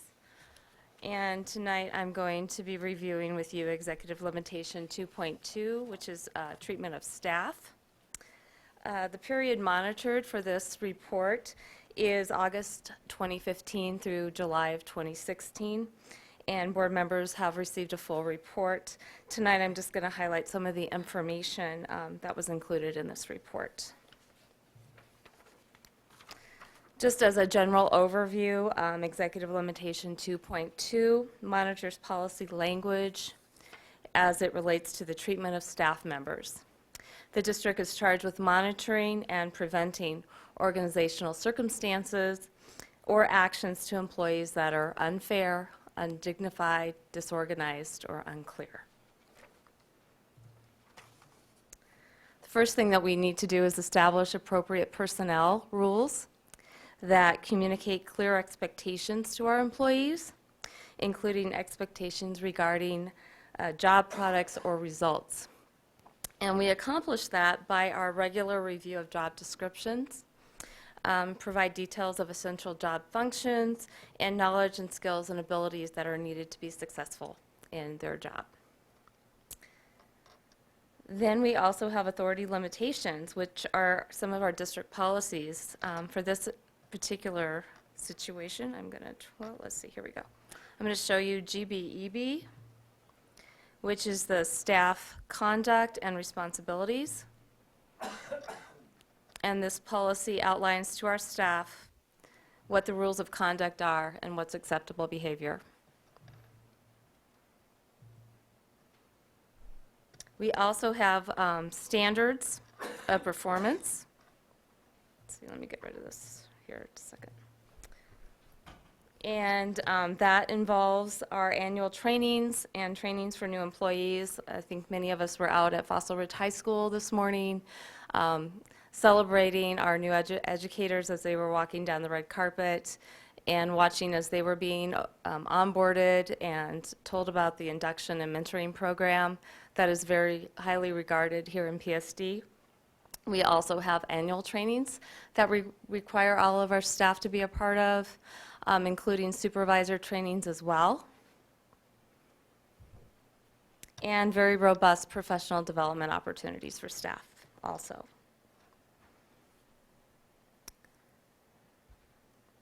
We also have evaluation documents that provide our staff with what performance requirements are going to be needed to be successful on the job and what they're going to be evaluated on. And all of our building administrators are trained in that evaluation process. They go through reliability training when it comes to especially the teacher evaluation instrument per SB 10-191. And our overall expectation for our supervisors are to meet on a regular basis with our staff and to help and provide them with the support and resources they need to be successful. We also have a standard evaluation process, which is also outlined in our employee agreement. HR sends regular updates and emails and reminders to supervisors on the evaluation process and timelines that they need to be responsible for as well. We have an effective process for handling grievances. We have an established a grievance process which is documented in our employee agreement. And employees have access to this information about that process through the annual updating and publication of the employee agreement. So that is currently the 2016-2017 employee agreement is on our website and available for staff to access. And then we are in the process of distributing these paper copies out at buildings and at different locations. Also, all the Employee Association presidents have access to these as well that they can give out to their members as needed. Our employees are also notified regarding the results of a grievable consequence. For example, if a classified employee goes through a discipline hearing and the outcome results in a grievable consequence, the employee is notified immediately about that decision and how to access the grievance process. They're given that information where they can access the forums and what that process looks like. Typically, they're referred back to the employee agreement and to the appropriate article that applies to whatever classification they are in.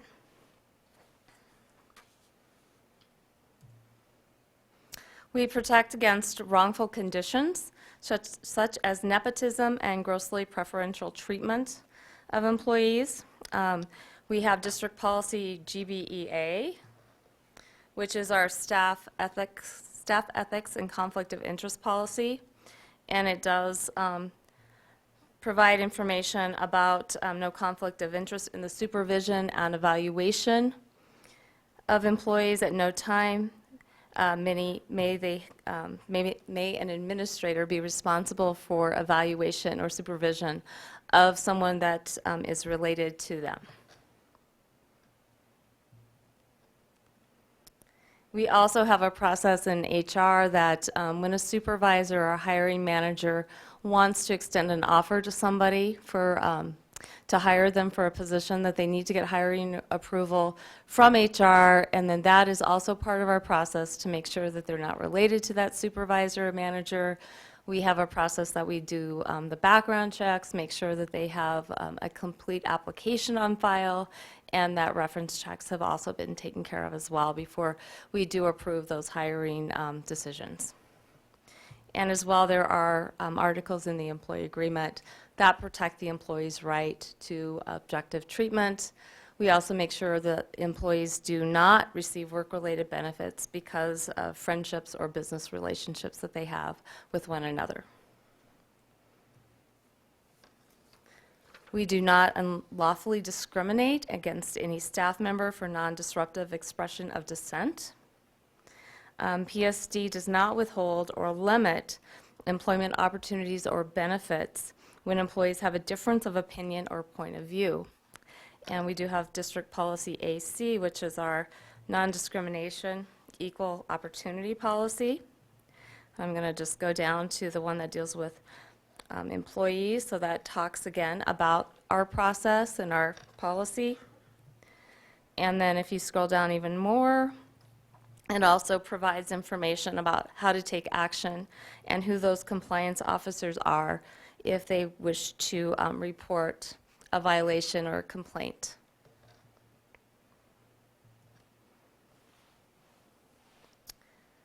We have a benchmark in the district of five formal grievances or 5 lawsuits in a year, which equals less than 1% of our total staff. I'm happy to say that we had 0 grievances filed by staff for the non-disruptive expression of dissent. We did, however, we were involved with a civil rights compliance audit, which was conducted by the Colorado Community College System, delegated by the U.S. Department of Education Office of Civil Rights, and as a result of that audit, we did make some minor revisions to our online application language, and then did post a non-discrimination equal opportunity statement, which appears on all of the PSD websites in order to, or all of the PSD district web pages, which complies with the concerns and satisfies that corrective action that we were required to do. Internal grievance procedure. Like I said earlier, the licensed staff do have a process in the employee agreement, and that is Article 7. We did have 0 grievances filed by our licensed staff last year, and they do have the opportunity to appeal a grievance to the board if needed.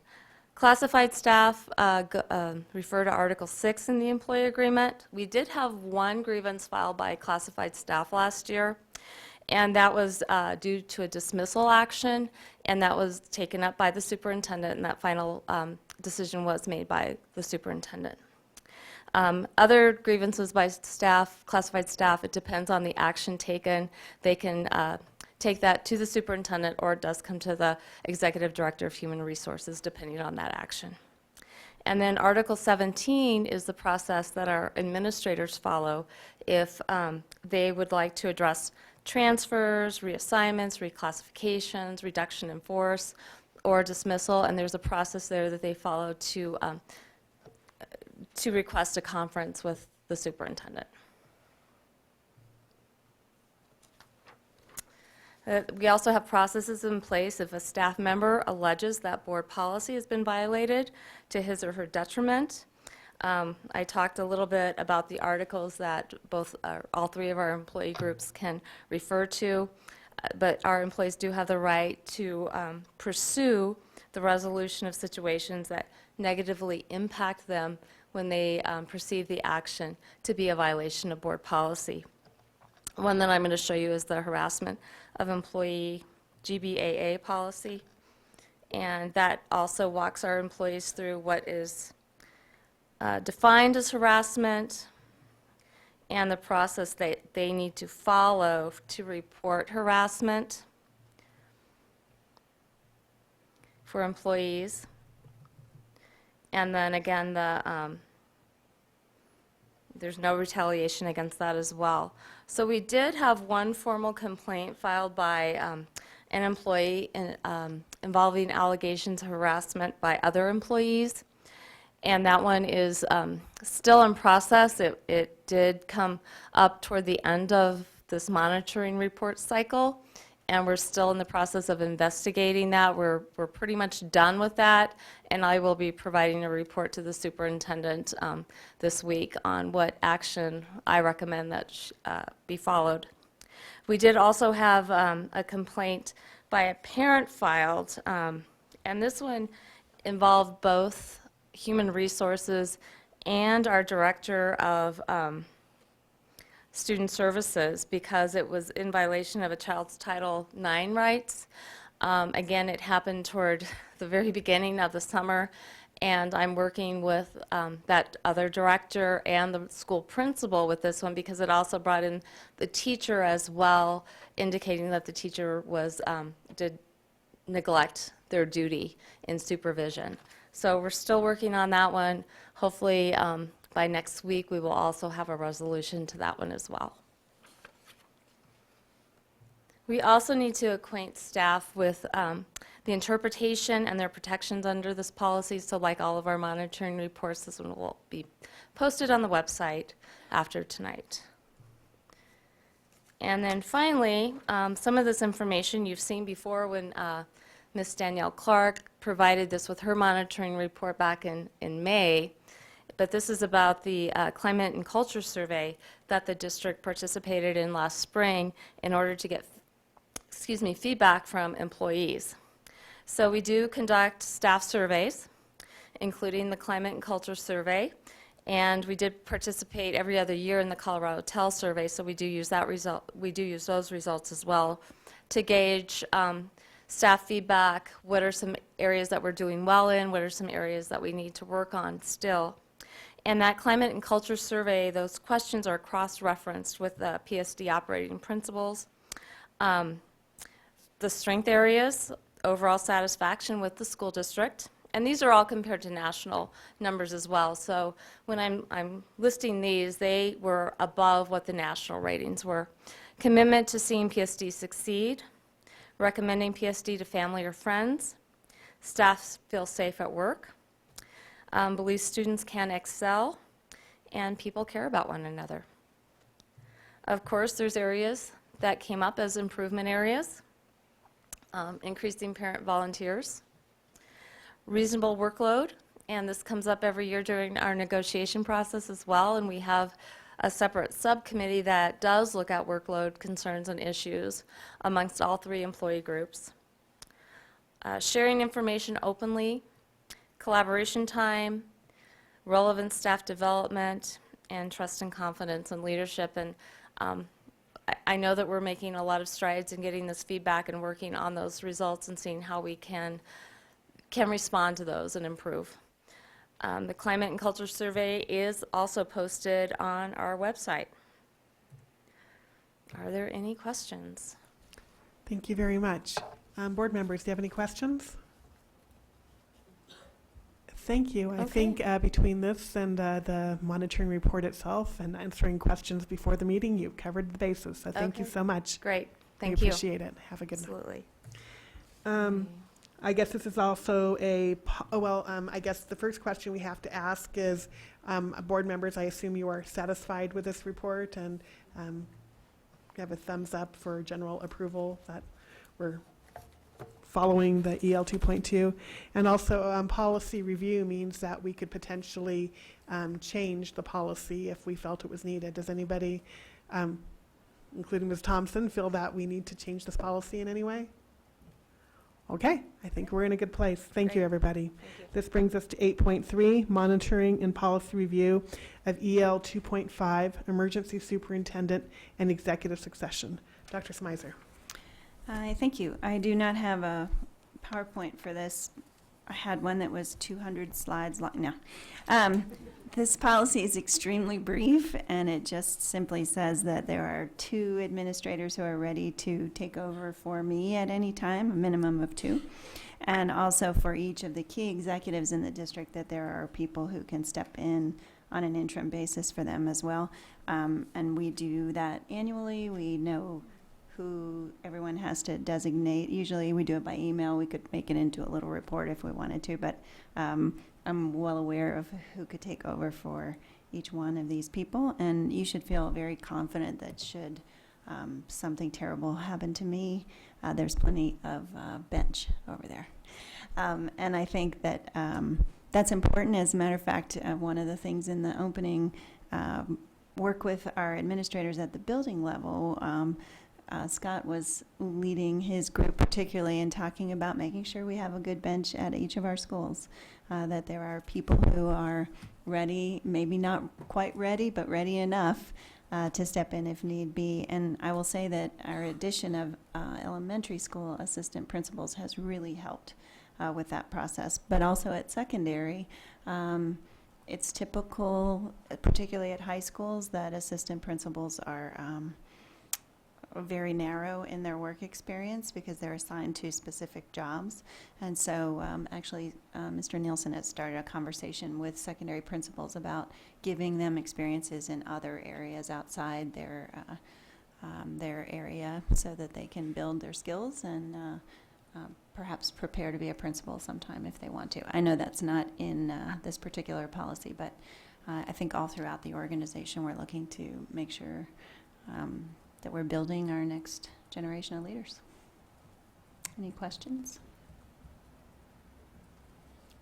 Well, thank you, Dr. Smizer. It's good to have a deep bench, but we always hope we don't need it. So thank you very much. I would like to second that. I hope that you don't need it to. Okay, that brings us to 8.4, legislative discussion. If you guys don't mind, I'll just start off with a few topics that have, of relevance.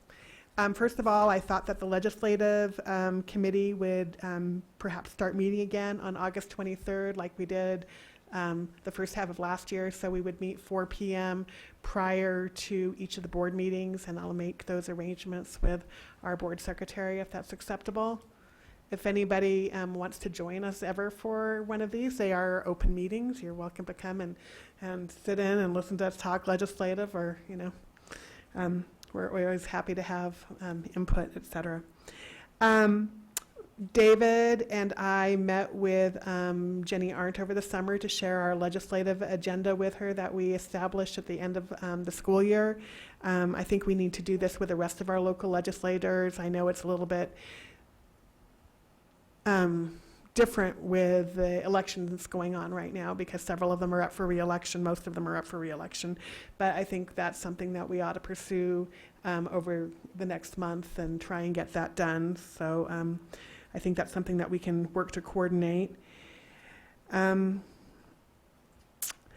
guess one of the big things that happened this summer was a lot of us were really hoping that 117 would pass because that would have lifted the Tabor cap for the next 10 years and put money towards education, transportation, mental health, and senior services, with at least 35% of that money going towards education. Because of a variety of reasons, but apparently because largely because it was a crowded election field, and it used to apparently cost $300,000 to get a measure put on the ballot. Now those numbers are upwards of $1 million, and that's a lot of money. And they were unable to secure the financial wherewithal to get it done. And so that was really sad for people who want education to be appropriately funded. So as I see it, one of the things that we as a board need to do in our advocacy efforts next year, and please feel free to agree or disagree, is first of all, we need to, once we have a new legislature elected, work again to get the hospital provider fee reassigned, and that's just a temporary solution. And then we need to get the legislature, to refer the Tabor cap lifting to the ballot, because the voters, according to Tabor, can vote for it, but as I said earlier, the legislature has refused to refer anything to the ballot that has to do with taxes since 1992.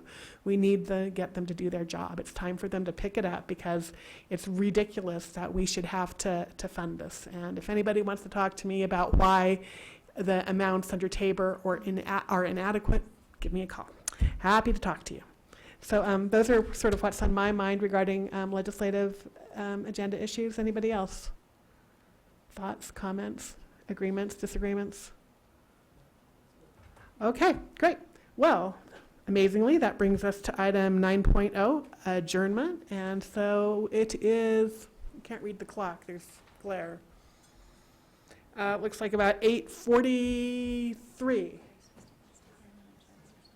No, I think everybody has discovered everything we want, right? Discussed everything we want? Yeah, okay, I thought so. So 8:43, and we are adjourned. Thank you very much, everybody.